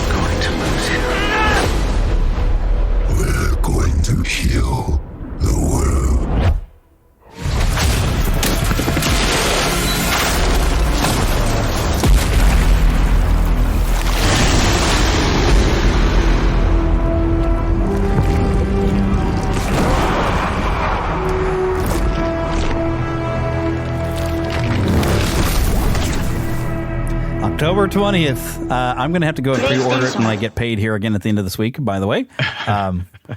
Especially because I put an order a long time ago for some Muppet figures with Entertainment Earth, and I ordered it at the end of May. And if they have not produced anything in 2 months, because they've been saying restocking soon, I'm like, okay, if you haven't stocked it, I'm canceling that order. So the money that I've set aside for that, I will go and reserve myself a copy of this game, because the first Spider-Man game that they've put out with this studio, it was brilliant. You know, they kind of did their own take and their own universe and stuff, but it was just a fantastic game. I've played through it, I don't even know how many times now, even though I still got a backlog of games to play. Well, of course, I'm a Spider-Man junkie anyway, but I loved that game. I enjoyed the Miles Morales games. I'm not as attached to Miles as I am to Peter, because I didn't grow up with Miles. But, you know, having them both together, a part of me really kind of hopes that you get to play somehow or another. They have a 2-player version where one of you can be playing as Peter and the other as Miles, and you can play some sort of version of this. That would be fantastic. Playing online with a buddy, both of you playing as a Spider-Man. But you're now getting a bit more of a look at the story, and we're getting to see even Miles getting to confront Mr. Negative, who murdered his father in this version. Plus, we got Kraven the Hunter, the Lizard, and it looks like Harry is going to become Venom from what they were being presented. So I don't know if Eddie Brock will be making an appearance at all, but oh my goodness! And one of the things I was predicting with what we saw with that previous tease was I was expecting that at some point, because Peter's going to end up with that symbiote on him, that Miles would be the one that have to probably fight Peter and try to get that symbiote off of him at some point in the game. And it looks like that is going to be the case. And I'm excited because, the emotional baggage going on there is like your mentor, which is kind of in the first. I don't know. You don't play anything on a PS4 or PS5 that I know of, but one of the big draws of how they presented things in that first game is having Peter working for Dr. Octavius, where they're working on making like artificial limbs for prosthetics. And you don't know that the entire time, everything that Peter helps him develop to make these artificial limbs better gets closer and closer to Octavius building these arms. And you realize Octavius, of course, had different things in mind. And the final confrontation, when he's Dr. Octopus and he's devastated the city, and in something that's really hits closer to home as something that happened after the game came out with COVID is, he unleashes this plague on New York City, and it starts looking a lot like COVID times, But when Peter realizes that Octavius knew that Spider-Man was Peter the whole time, and it still caused all this trouble, and there's this moment of, how Octavius was like his hero and his mentor, and having this moment of like, you did all this, you threw everything away. We were going to change the world and help so many people, and you threw it away. There's all this big emotional scene at the end when Peter finally wins, and then has to turn his back and say, "No, I've got to do right." It was such an emotional impact, and I feel like we're going to get that again now with Miles, who's been learning how to be a Spider-Man from Peter all this time. He's going to have to deal with the fact that Peter has been taken over by this symbiote and save him from it. Ooh, the emotional baggage going on with that fight is going to you're going to feel it. So Insomniac has been really good about writing these games of getting the emotional weight, which is something Spider-Man needs to have. Everything is somehow deeply personal for Spider-Man if you do it right. And they just nailed it and hit it out of the park last time. So I am super, super excited for this game. So come October, I'll be playing this. And they're definitely hyping up we've got Venom, we've got Kraven, we've got Miles, the big three thing that Sony's wanting to get out there in front of people with, Spider-Verse movies, which undeniably great. The Venom movies, deniably great. The first one's good. The second one is like, that wasn't bad. And then Kraven, who knows what that's going to be like. But this is Sony. Like, they've got Spider-Man, but they don't have Spider-Man, so right. So they can do everything with Miles, though. They can do a lot of stuff with that. They keep that growing. Yeah. I didn't get a chance to see that second movie yet, but I want to see it. I just haven't gotten a chance to. Yeah, I will. You need to. I will. You need to. Yeah, that's what I've heard. It's like I heard it was so good. Now here's something I think is going to be at least PG-13. It just this trailer kind of made me laugh. It's coming September 15th. It's by director Michael J. White, and also starring him. It's called Outlaw Johnny Black, and it's kind of almost like he did a blaxploitation western. And I was like, what is this? And I watched this trailer. Yeah, PG-13, so good. Might be a little bit of language in the movie, but we're covering it on the show because it looked funny.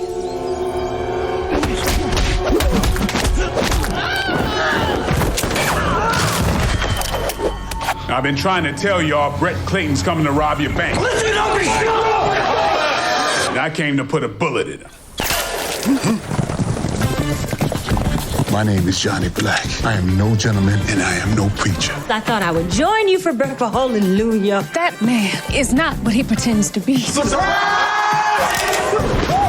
Didn't the Bible say to turn the other cheek? I don't know. I mean, probably. Yeah. I said stop. Stop me. But it also said you could hit a bully with a slingshot, and this here's mine. I'm crack shot, Bob. Well, now you just shot. I think ain't no preacher at all. False prophets rose among the people. You know this vile man, Reverend Fairman? Reverend Fairman? I'll be Reverend Fairman, and you'll be my deacon. Now, why in God's name would I agree to do something like that? There's oil been found on the property. Ooh, hallelujah! Now, this town is about to come into a whole heap of money. We must arm ourselves and prepare for the worst. I'd rather die on my feet than live on my knees. Let's go. I say a life worth living is a life worth defending. I was beginning to think I lost you to another woman. If you have unforgiveness in your heart, then you are shackled to your past. Put me down! Say, turn it loose. Turn it loose! Turn it loose!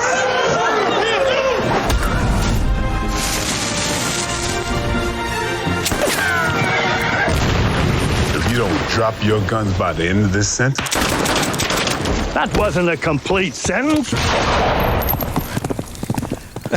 Kind of gives me a Blazing Saddle vibe. A little bit, yeah. I was like, what is that? And I watched the trailer the other day and I said, oh my goodness, this is pretty funny. I'm basically imagining this outlaw who's coming in, I guess, to stop somebody from robbing a bank and then finds out maybe oil's under the town and decides to pretend to be the town preacher and he doesn't know what he's doing. I'm hoping like by the end somewhere like he actually learns some morals and he's got a good character growth and arc as he goes along. So, and then decides to defend this little town. So, but it looked funny. So I'm like, you know what? I think I want to see this. Plus I like Michael J. White. You know, he's a good actor. Yeah. He's very entertaining. So, and here's something I've been kind of excited for when I heard that this was happening. If you're familiar with Bat in the Sun Productions, they started out, they made fan films on YouTube. If you watch, they're the highest quality fan films I think you'll ever see. And even for a while, they were doing versus type of things where they'd have one character versus another, and they'd go by votes. They'd go to a convention and have people vote on who would win in the fight. And that's how they do it. Unlike Death Battle, where they'll go and look at the science and determine who would win. But they would actually get people's votes and go on that, so they'd have two different endings. But they decided, you know what? We're going to have to make a feature-length movie if we really want to get somewhere.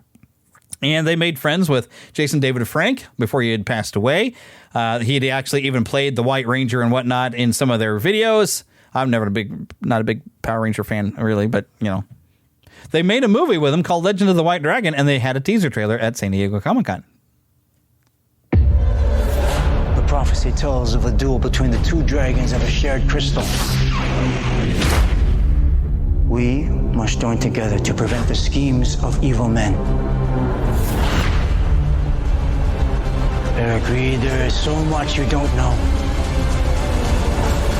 All that matters is that you are now a white dragon.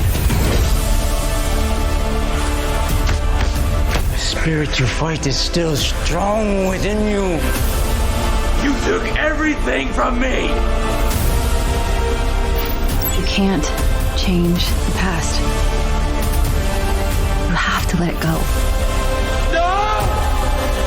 All you can do is show up now. Well, let's see what we're working with.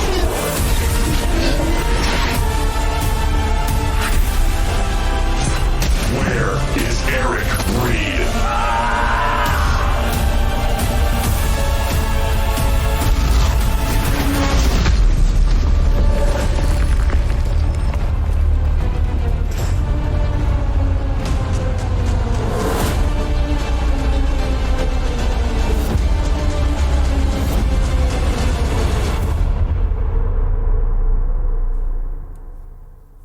So I believe this will be the final thing that you'd ever see Jason David Frank in is this film, which, you know, seems to blend a lot of sci-fi, a lot of fantasy, and a little bit of the look of some Power Rangers if they were, you know, more modern look. So they're definitely going for that vibe anyway. Yeah. Yeah.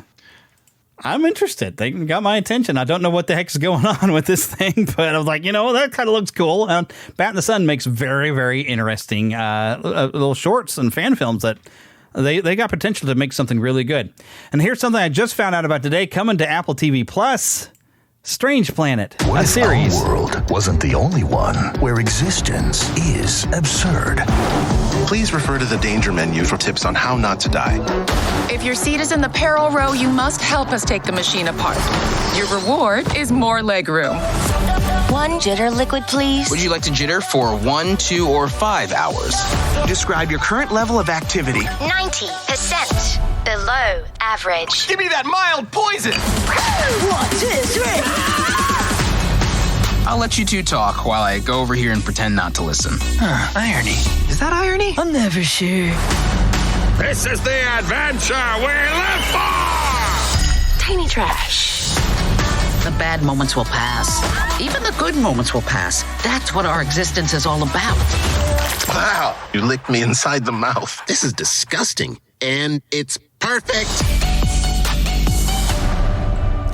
So I'm not sure how you make this into an animated series. It's coming August 9th, so I'm soon to find out. But Strange Planet, if you've seen these on the internet, they're really, really creative, and they kind of take a look at the human existence through weird alien characters.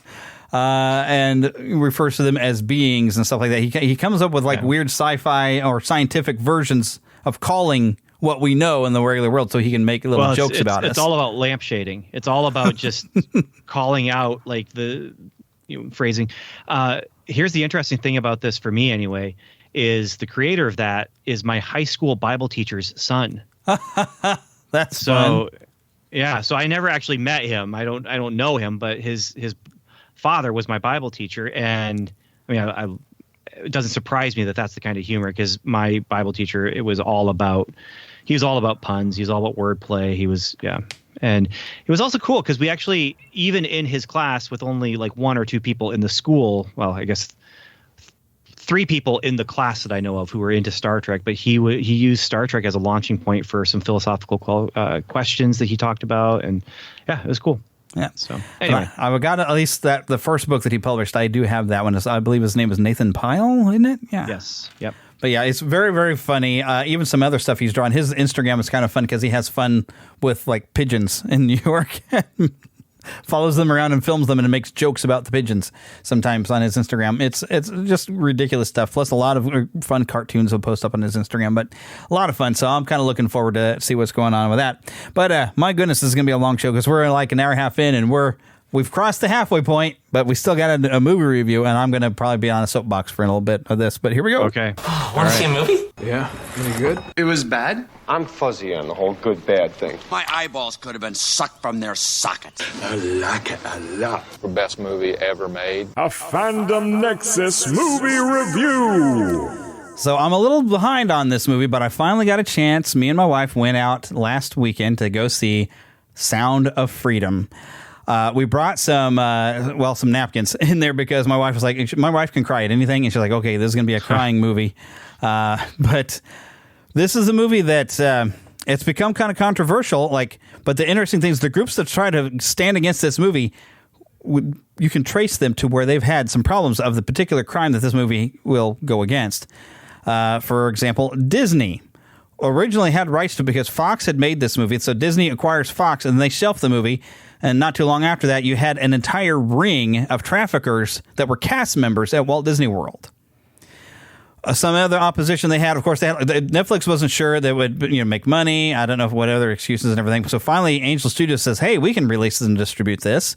Angel Studios, of course, the studio that's grown some they've got a bit of a budget now to work with because of working on The Chosen, which was crowdfunded initially, but now people are able to purchase merchandise of The Chosen. It's really caught on, and the CW is even now finally airing the series, which even though I think they're up to 3 seasons already, I'm behind on that, but it's a good show.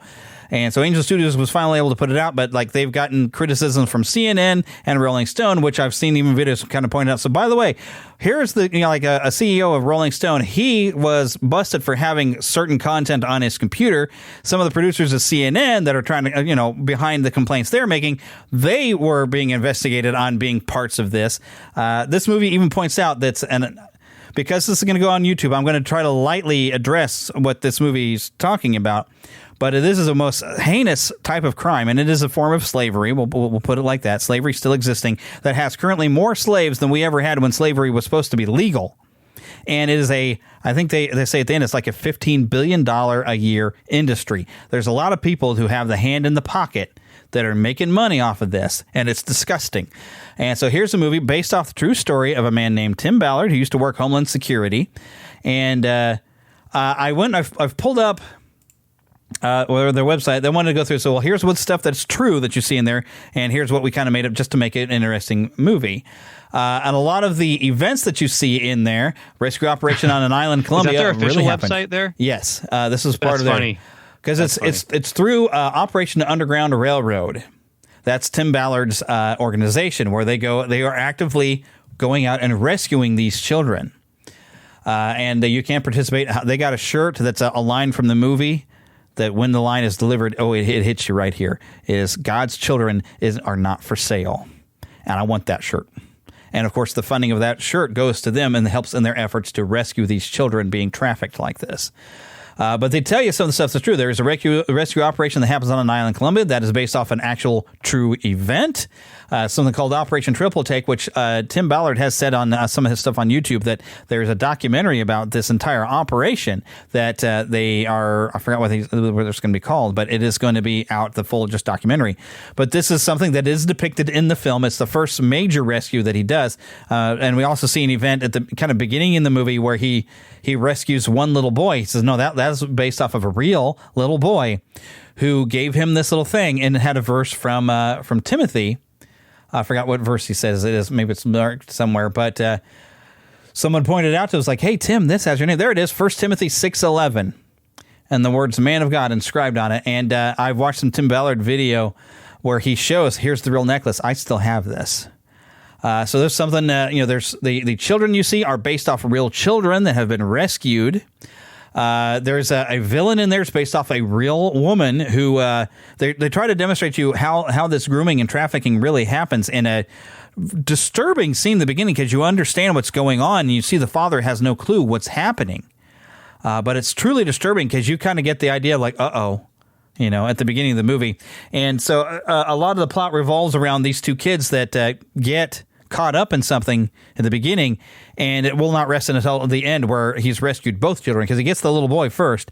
And they did invent, like the second half of the movie is invented where he goes after and manages to save the little girl, because he was not involved in that. And but it is an exciting bit of intrigue there for the second one, where something happens in the movie that did not happen in real life. But there's like the one only instance of any violence in this movie, and I love the way it's presented. It's very tasteful and very tactful. You get the idea of what's happening to these children, but you're never going to see anything. It's never even going to get too close. And even when there's a bit of violence where he's trying to save this girl, he has to take this guy out, but he sneaks up behind the guy and he signals to the little girl, shut your eyes. And when we see this, we see it through her eyes, where she's closing her eyes, but every once in a while she opens her eyes just a little bit and sees him fighting with this guy. So, I mean, they even try to keep violence levels, because this was more about the message of that this needs to stop. But another heroic character, they call him Vampiro, but in real life he's known as Batman. This is a real person, and there is some video that Operation Underground Railroad has of him, but they hide him. He's nothing but silhouette because he is very much operating, and he's undercover. They don't want anyone to know he's there because people would not fall for his tricks, because a lot of what they do. Yeah, and here's where it says Tim going to Colombian jungle by himself to rescue a little girl. That's false. That was something just they made up for the movie. I mean, this is basically, they took some real events and some real people and made a story to try to tell you a good story to get you interested, and also to say, hey, this is going on. This is real. And they say that doesn't really show what trafficking typically looks like. They're calling that false on their website, but yet it does. I mean, it does show how the grooming happens, and that is more common through social media and a lot of other factors where these people will befriend the kids and then lure the kids away. But they have real footage of children being kidnapped. They said, well, that's not necessarily how more kids are actually trafficked by a grooming method than they are of being snatched. But they have some real footage of snatching, and it's disturbing to see like how quickly some of these kids were getting grabbed and kidnapping. But what's more disturbing is there are people who are grooming and pretending to be maybe other children, befriending them on social media, luring them to different places, and then they're taken. And sometimes the parents have no idea what just happened. And that's even what we see at the beginning of this movie as this father this Giselle character comes in and says, oh, you have beautiful children, and she's such a talented singer. We can make them stars. And when you're in an impoverished state, you're like, my children can make money and become famous. That would be great for the family. So he says, so she tells him to take the kids to a certain location. And what should have been a red flag for the father is when she takes the kids into this room and says, oh, no, you can't come in. Come back at 7 o'clock tonight. And so he goes home, comes back at 7. Of course, there is nobody there anymore. But what's also disturbing is you see what happens where they're taking photos of the kids and putting lipstick on these children and having them pose, and they're taking photos, and the kids just think, oh, look, I'm going to be modeling. It's like, no, because from that scene, we even go right to the first guy who's going to get arrested. He's on a website where there are these children just up for sale. It is incredibly disturbing. And that character, even you see at that beginning, that bad guy is actually a real person that Tim Ballard arrested. And what really launches the movie is when they arrest that guy, another character says to Tim Ballard, it's like, how many arrests have we made? Oh, we've made hundreds of arrests of these guys. And it's like, well, how many kids, though, have we saved? It's like, we're going after these guys, but we're not saving the children. You've got to, get after that. So he kind of gets into look, and then the next night he picks up a guy on Border Patrol, finds the boy, and that launches him on his mission to go and find the sister, and along the way rescue some other children in a lot of different stuff. Fantastic movie. It's you'll cry. As a man, I was mad. I told my wife at one point, one of these guys who was clearly an abuser, so that guy's got a very punchable face. Because one thing, as I think as men, as being protectors that we are, you hurt a child, we're coming. You hurt a woman. There's even a great Instagram channel, and I cannot think of who runs this guy. But he likes to show bits they cut on camera where somebody tries to attack a woman or attack a child, and men step up and pin the guy down and rescue that woman and hold this guy for the police and stuff. It's like, men, we got to step up. We should be protecting people. And I know there's the feminism supposed to be telling us like, oh, we don't want to be the little damsel in distress. Like this is real life, and stuff happens to you. You are it can be in danger in certain locations, and we should be stepping up to protect our families and our friends, and even just strangers that we see need help, whoever they are. If you see another guy who's suddenly being attacked and robbed, go try to help. I mean, find a way. I mean, it can be a dangerous thing to try to help, but it's just.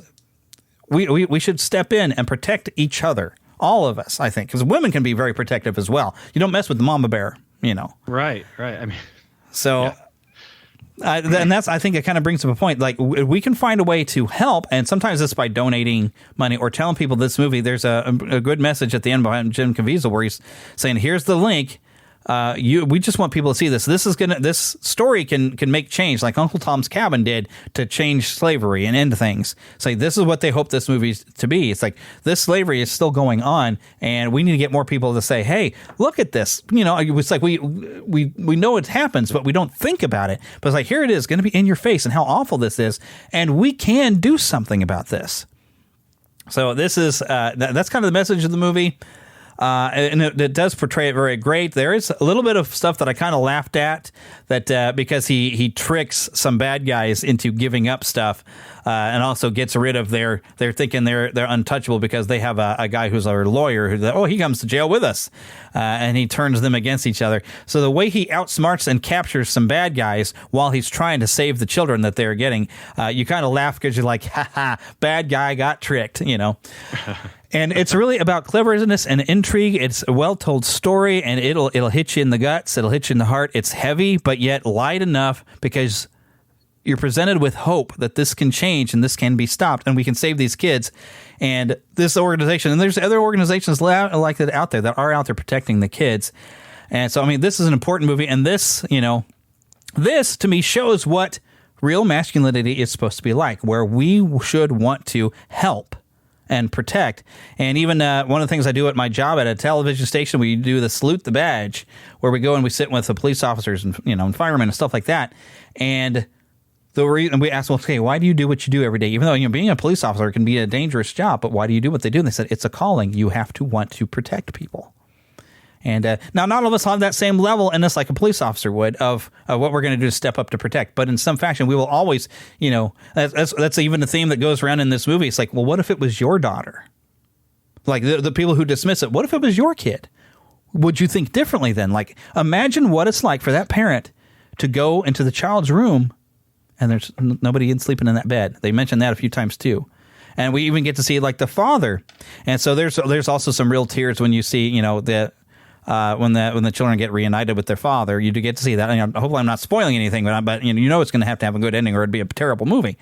But seeing them reunited with the father, you're going to cry. Even at one point where they rescue a large group of kids, and this is where the title of the film comes from, these kids realizing they're free, they're playing, they're singing songs together and playing like little hand games. And the Vampiro character goes over to Tim Ballard, or Jim Caviezel's character of Tim Ballard, and says, you hear that? That is the sound of freedom. And I was like, oh, roll credits right there. There's the title of the movie. So and we have a title. But it will get you right there. It'll make you feel good to see kids set free, but also realize there's so many kids out there that need help, and finding ways that you can help is a lot of what this movie is about. And sometimes it's by donation to help fund this, because we even see, and this might be accurate to what happened to Tim Ballard. He lost his job because there's nothing in U.S. law that they can really extend out of the country to go where all these children are taken and then brought into the United States. I mean, you can catch some at the border. And he does mention, like, he gives some credit to Clinton and Bush Jr. Or Bush III, whatever, W, and even Trump, of what they did trying to secure the border, because it's like that actually we caught more people that were smuggling children at the borders because we tightened up on and worked on that wall. Because that's one of the things, because right now the U.S. is one of the top 3 nations where children are being enslaved and trafficked right now. They'll take them from other countries. They bring them in here. And it's scary to think. And there are groups, even I've heard on various different podcasts, where they've talked to people that run groups where they train their people to go to airports and look for signs that there's a child who's actually being trafficked. There's apparently things that you can look for, and they will go through and get that child away from that person. So it's a good movie. It does give you hope that this can be helped, but it'll make you mad. It'll make you cry, and it's just even good storytelling and really well presented, really well acted. I definitely recommend it. And what else was your option out there? Oh yeah, Barbie, and I have a clip of Barbie because Barbie gives a completely different view of men, and I'm not seeing this movie, but here's a bit of a clip I got from Ben Shapiro. They literally say this: get the Barbies away from their Kens. How are they going to achieve this? Well, they're going to make the men complacent and then take their power. This is how women have achieved power. Now, let me just digress briefly here in how women actually achieved power in Western civilization. The answer is that they lobbied men and men gave it to them. That is the actual answer as to how women achieved power in Western civilization. The amendment to the Constitution that allowed women to vote was passed solely by men because women couldn't vote. It turns out there are a lot of good-hearted men out there who like women and who want women to be able to live lives that they want. It turns out that many of us are husbands and fathers. Many of us have daughters. Many of us love the people we're married to. It turns out that actually describes a huge number of Western men, that we are not. Oh, I guess he was still going. But he got his point across. Like, Barbie, from what I've been seeing and what I've been reading now, that a lot of people have been enjoying themselves. But it creates, and even literally, and a plot point of this is creating division between men and women. Like, somehow or another, we are not supposed to be able to partner together, and somehow or another, we're supposed to be somewhat against each other, and we're better off without each other. That's just not true. And that's why when I was watching Ben Shapiro's take on that, I said, that is exactly that. It's like, the modern feminists, they want to separate so much that they forget, like, hey, you know what? The things you've made achieve, men had to step up, and we do need to step up and make a better world, but we do this together. It's not a us versus them. And that's one, seeing how they've presented even Ken as, you've heard the phrase, a simp, because he's going after it. He's just trying to get Barbie's attention, and she don't care a whit for him, because that's why she's supposed to be better off. I'm like, yeah, that's the way they present the men, and the men are just kind of useless. And when they do, they have absolutely, in Barbie land, they have absolutely no power and no identity. That when Ken goes into the real world, and he even gets a book that is a book to teach him patriarchy, literally, apparently happens. But he learns that, oh, hey, men can actually have something. When he goes and takes that back to Barbie land, of course he takes it to an extreme, ridiculous stereotype that is not typical of men. But, and of course, that's got to be squashed by the Barbies immediately, because he's actually starting to think for himself and want to be able to achieve and do something with his life and have identity. But, of course, they go into the toxic levels and stupid levels to make men, of course, look inferior and stupid. Kind of like, I don't know, a certain Ghostbusters reboot back in 2016 that tanked. This movie, unfortunately, made its money because they lured people in. And a lot of stuff, what I've heard, a Barbie movie is not appropriate for children, even though it should have been made for children.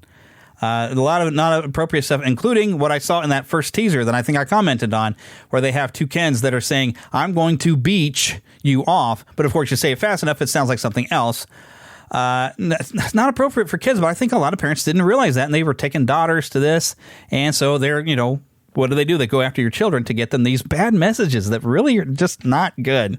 And so it's nice to have a message out there to say, no, men are not your oppressors. We should be your equals. There's bad men out there, yes, but there's also bad women out there. But to forget the partnership that men and women should have, the way God designed us to be, where we are like a team, it's really a disservice to men and women as well, because you lose track of how glorious God made you when you set it aside for trying to feel like you need to be empowered. Like, you have power. You're just not recognizing the power you have as women and power we have as men, and what we're supposed to do with that, and what we can do and what we can do together. And so Sound of Freedom, and even that God of War Ragnarok, because you have a lot of the time you're running around, you're partnered with a female character, and you're working together as a team side by side to make a difference in the world. That's how it's supposed to work. That's how it's supposed to be. So there we go. I'm up and down off my soapbox now. All right. But that was my review of Sound of Freedom. Hopefully I made some good points, right? I had some good things to say. I haven't seen either. Right. And the thing with Barbie is I do plan to see it. I don't know when I'm going to be able to.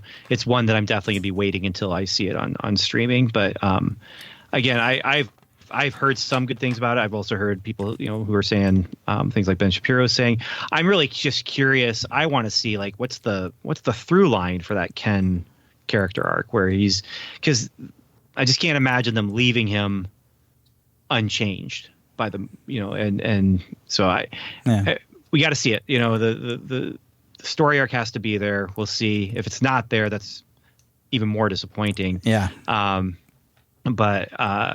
Because the other thing is, with having daughters and having a wife and having women in my life that I love, like I do see like there are bad things for women in this world. Mm-hmm. There are people who do oppress, and there are people who do, and it can be it's men and women. But you have the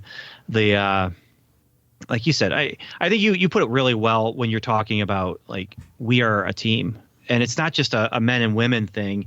It's all of us thing. We all have different strengths and weaknesses, and we all should be working together to make the world a better place. Especially as Christians, that's we're called to go into all the world, and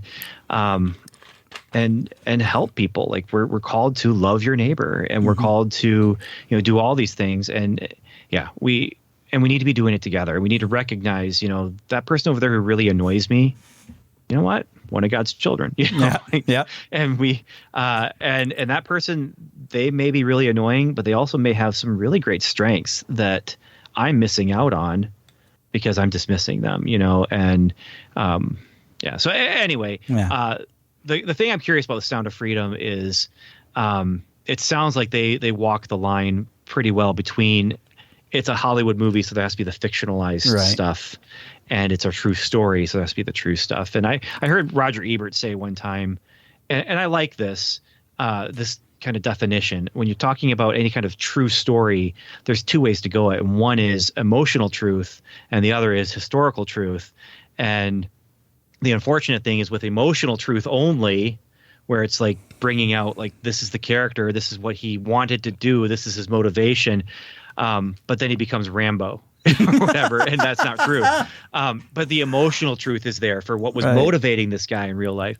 And then you also have that where the historical truth can be really boring because, you're just the facts. And so I have been curious, and that website, I want you to send me that link actually, if you could, because don't ever forget. I had heard people say like, this isn't the way it all happened. And I love the fact that it's like his own website, it's them saying, hey, here's all the things Hollywood got right.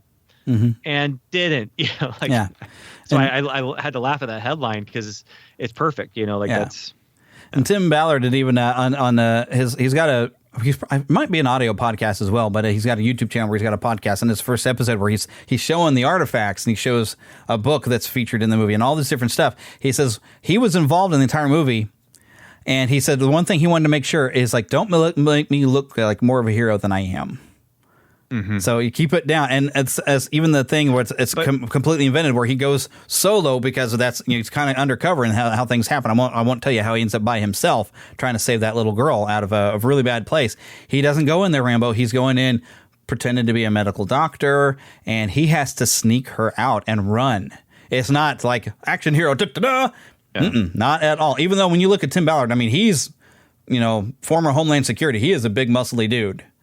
But still, it wouldn't have made sense for him to go and take on a bunch of Nicaraguan rebels to save one little girl. That scene is emotional truth, where it's like this is what he was doing, but it's that and emotional truth is more maybe a better way is metaphorical truth.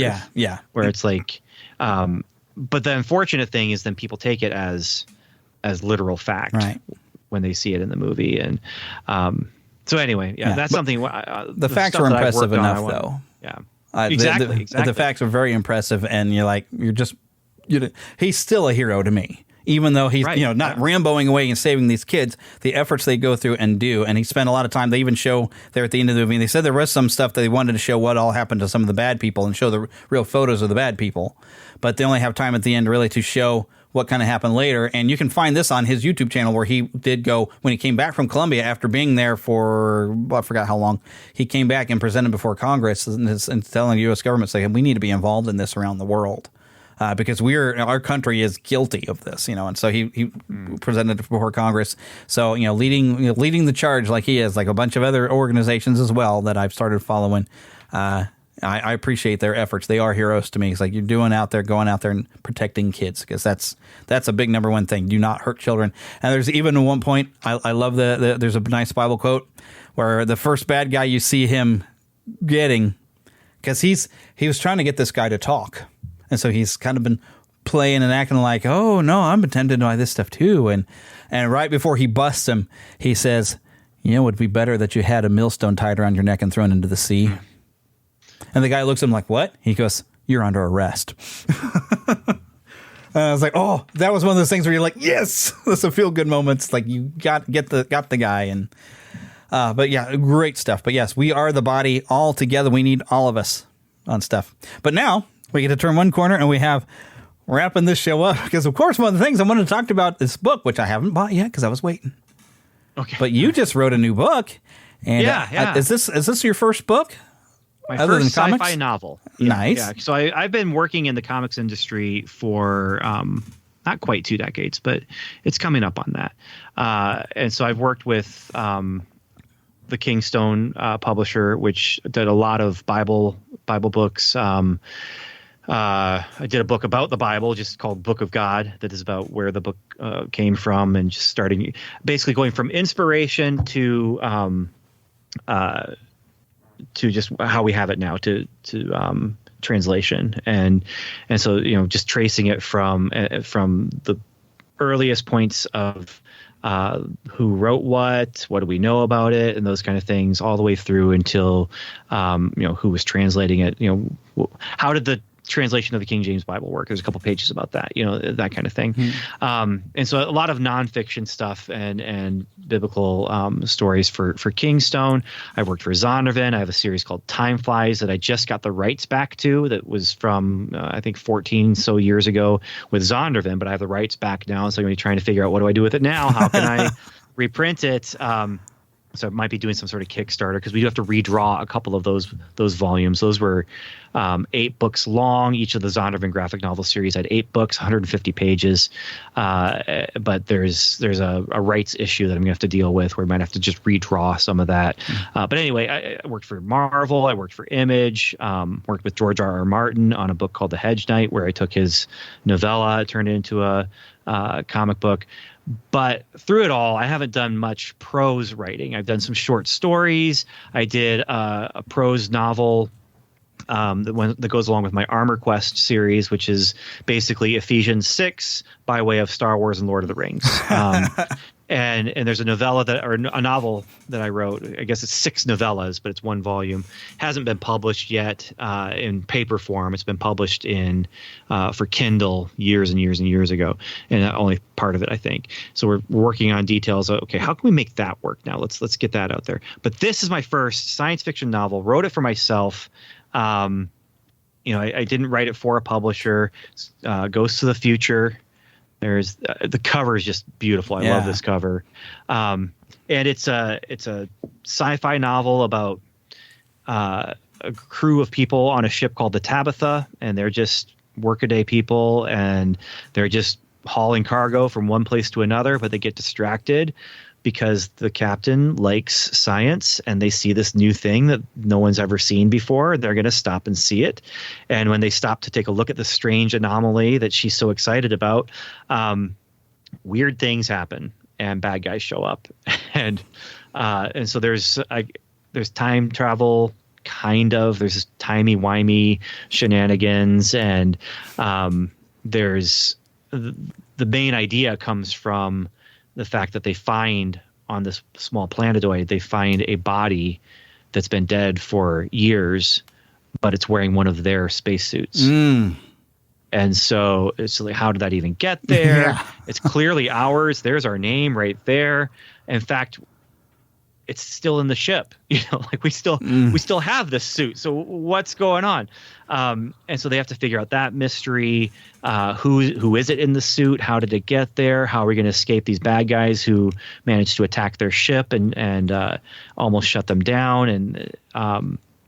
And so they're, it's just the novel. I say it's the novel I wanted to read. And so I've been reading a lot of, I've always been a fan of classic sci-fi. Yeah. And I mentioned the Asimov Foundation trilogy. I read that in high school and reread it again just about a year or two ago. But I've always just been a fan of that style of writing and those kind of old school pulpy, just the old school pulp science fiction kind of stuff. Oh goodness! Wow. And so I love that stuff. I enjoy that stuff.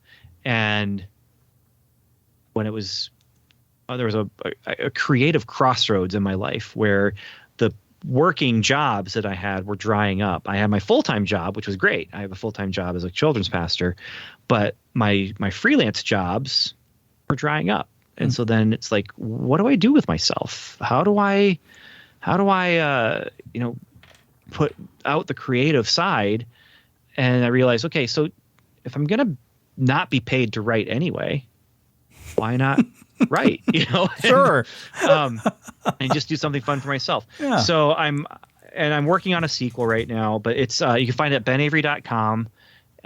You can find it on Amazon. If you go to Amazon, you can get it paperback for, I believe it's $14.99, or Kindle for $2.99. You can get it from my website. If you get it from my website, I will sign it for you. It's $9.99 plus shipping. So I had to price myself down so I could compete a little bit. Yeah. Because shipping does take it up. Right. Past that. So, Yeah, but Ghosts of the Future, it's I'm just very excited to get it out there. This is I started a publishing LLC, so Onward and Upward Media LLC. I'm going to be printing someone else's book soon through that. We're working on an anthology that I'm so excited about. I have 23 of the 28 stories in already as of today. The hope is to get it out before Black Friday, so it can be out for all the people who worked on it, can give it away as a Christmas gift. But it's called A Time for Everything, and it is time travel stories based on Ecclesiastes 3. Nice. So every author kind of staked a claim on what they wanted from that list, and so you have a time to die, a time to be born. You have mine was a time to hate.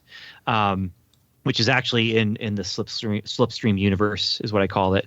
It's actually a follow up to this novel, but it takes that title and then runs with it, and involves. It's not necessarily all time travel, but it's all science fiction or fantasy time manipulation. And so my story has aliens who move faster through time than everyone else, and they are able to pull you along with them, and what happens with that. And then there's another story that just feels like a Twilight Zone, where there's a guy and he's just doing what he's doing, and then all of a sudden he's back in time, and he meets his dad. And it's just it's things like that where it could be anything. There is a time machine story, and then there is there's one story that's I haven't gotten it yet, so it may not make the collection if he doesn't actually finish it. But it's just an alternate history, which to me that's another sci-fi fantasy. Like there's a point in time where it branched off, and so so I'm excited about that. But this is the first one. This is the first Onward and Upward production. And there will be hopefully more anthologies. I might be publishing Time Flies under this banner. But yeah, Ghosts of the Future, benavery.com. If you go to benavery.com, you can click where you can go to my Weebly store, and it has some other books. Actually, I'll show you this too. This is Paul, the Apostle. And this is Peter. Oh my goodness. And so these are sci-fi metaphorical retellings of the Gospels and Acts. And so the one thing we don't do is make Jesus look too alien. Like we keep the human features for him, but it is like this kind of sci-fi world. And it's less sci-fi in the sense it's not space travel.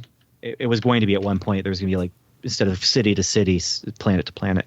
But we stay on this one planet. I compare it to Star Wars, to Dark Crystal, that kind of thing, where it's just this brilliant, vivid world building that's visually happening, but honestly, and really fun artwork too. My goodness. Yeah.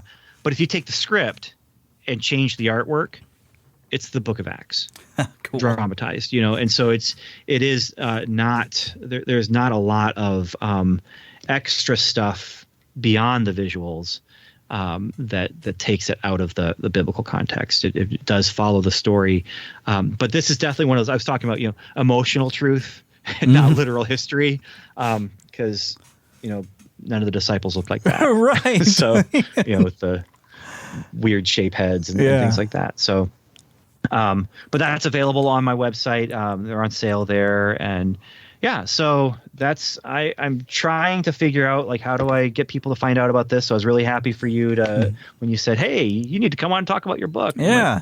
Yeah. Hey, cool. I will. So I was waiting. It's like, okay. Do that. It's like, I knew I was going to pick it up. I was like, I'll wait until I've talked to him so I know what all, and then I can go get it so I know where to go. And I figured I'd wait. Yeah. So that way I could be surprised that I didn't know what it was about. So yeah. On Amazon, it is available with free shipping. And so if you search Ghosts of the Future, Ben Avery, it'll show up. Actually, at this point, it might show up without my name but at first it was like beyond the fold, below the page. You had to like scroll down. But enough people have looked for it and found it that you could just search for Ghosts of the Future. So yeah, and I'll make sure I put some links in the show notes, y'all. So very excited about it though, and I've been very pleased, very nervous about it, but very pleased with people who've read it. And I'm like, okay, this is good, because I've heard feedback from a handful of people who are clearly the kind of people I was writing it for. And there will definitely be people who would not be interested for sure. But if you like Firefly, if you like Stargate, if you like Star Trek, if you like space shows where it's about discovery and wonder and mystery, that's what I'm going for here. Yeah, sounds interesting to me. You got my attention. So nice. Now, I need to read more. I have a bad habit of collecting books and never getting around to reading them. I like the last one I was working on. Do I still have it in here? But I went ahead and I had Gary Wolfe, creator of Roger Rabbit, on. I guess it's been about a year ago, and I've gotten nearly all of his books, and I read his first one. And Who Censored Roger Rabbit? That was the basis for Who Framed Roger Rabbit. Very different story. That's what I've heard. I started reading because he wrote a later book that's actually supposed to be a lot more of like an in-between. I think that was Who Whacked Roger Rabbit. I started on that one because I've already read Who Plugged Roger Rabbit back in school, but I don't remember much of it, so I bought a copy of that one as well. But I started like reading, and then I'm like, I fall off. I'm like, I need to actually just sit and read. And I had the opportunity. I probably should have sat and read more when my power was out there this last weekend, but it's hard to read in the dark. That's true. So I could have been trying to read by candlelight, and I think I did. I broke out the Action Bible comic book because I have that complete hard book. So I was using the light like on Saturday during the day. I'm like, okay, I need to read. I need to read something that's a Bible here. So I figured, okay, big pictures. Put my glasses on. I just lay there, use the light that comes in behind me in my bedroom, and like I can actually read this. So it was good to read. So yeah, I need to sit and read more. Especially, I actually had something I wrote years and years ago that I really need to get back to, and then kind of almost do a full not a full rewrite, but just kind of take and look at how I was doing. Because I'd planned I wanted to do at least a trilogy, if not a series, on this idea that I'd had, and it would be nice to try to publish it. I was trying to figure out a way where I could have a gospel message without hitting somebody over the head with it. Mm-hmm. And I feel like there's parts of it that it's like I wanted people to get it so much that I feel like I might have turned a little bit. Because I wanted a story that was taking place in our world, but maybe the hidden parts of our world that we don't pay attention to.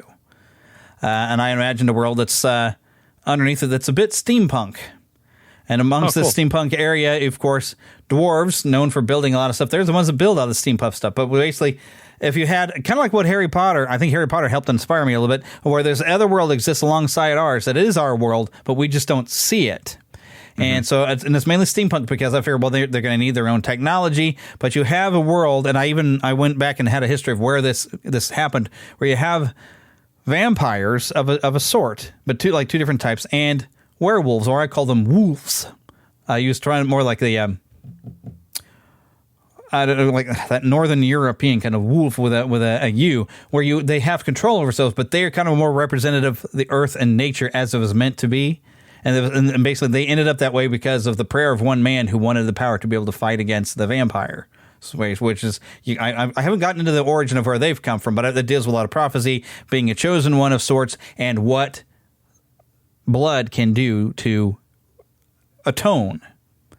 So I've got where there's a gospel message in there, but I wanted people not only just to see what I'm doing with the concept of blood in this, but also get that I'm trying to point to something else because, and I have the wolves, of course, have their own names for stuff, but they basically are worshiping Yahweh and Jesus, but maybe they'll call him Eli instead. So I'm like, all right, I want you to get who I'm talking about, but I don't want to come out and say Jesus, but Eli as another name for God. So I go from that and say there's blood and sacrifice there that is redemptive.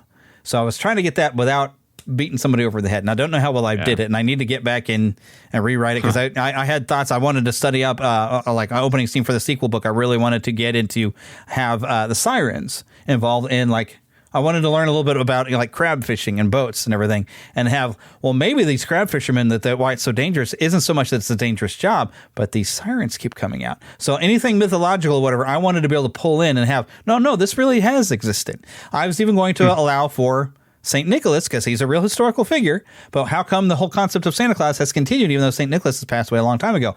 Well, because there's elves, but they're not little, they're full, tall elves, and they do happen to live at the North Pole. And my second book was going to be my main character learning and being trained by the elves because he needs to learn to fight, and he needs to learn my science magic, where I was going to say, if you have faith in a mustard seed, you can cause the right elements to combine to create fire. So I was going to try to do a faith-based science magic, and So I had all these ideas, and I just kind of got stuck. But maybe I need to come back to it. And that's with this. There's nothing to it but to do it. You know, like that was the whole thing with this. Was like, I haven't been doing anything, and what am I going to do? And I just need to do something. And I know I had this idea a long time ago, and this other idea over here, and I kind of brought them all together. The other thing I do want to make sure people know, this is the beginning of potentially a series about these people, but the idea is each book will be self-contained, like an episode of Star Trek: The Next Generation, where it's like, it's not that they change by the end of, like, they'll still go through character arcs and that sort of thing. But when you sit down to read one of these books, you're getting a full story. It's not just setting up a sequel. It's not ending on a cliffhanger, which when I read,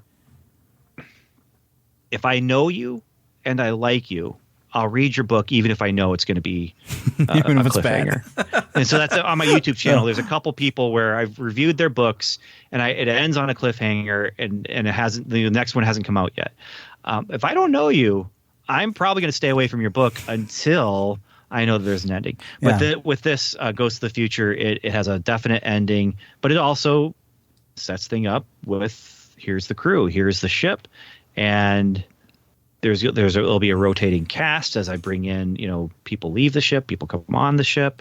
But each book will be its own story, and that's starting here. So and that's one of the things. I mean, you can continue that on with the mystery of finding that uniform and that dead body. It's like, okay, have we really avoided that fate at this point? So that could be like a continuing thing. I don't know. I am not going to say anything. Yeah, don't say nothing. But I was like, question, because that could be resolved in one book, or that could be kind of a long-standing. Like, did we really resolve it? Sort of like X-Men, where they're trying to avoid Days of Future Past, and they don't know if they've really ever truly avoided that fate. It's like, let's it could just put still it this happen. way. I know the final book in the series that I want to write.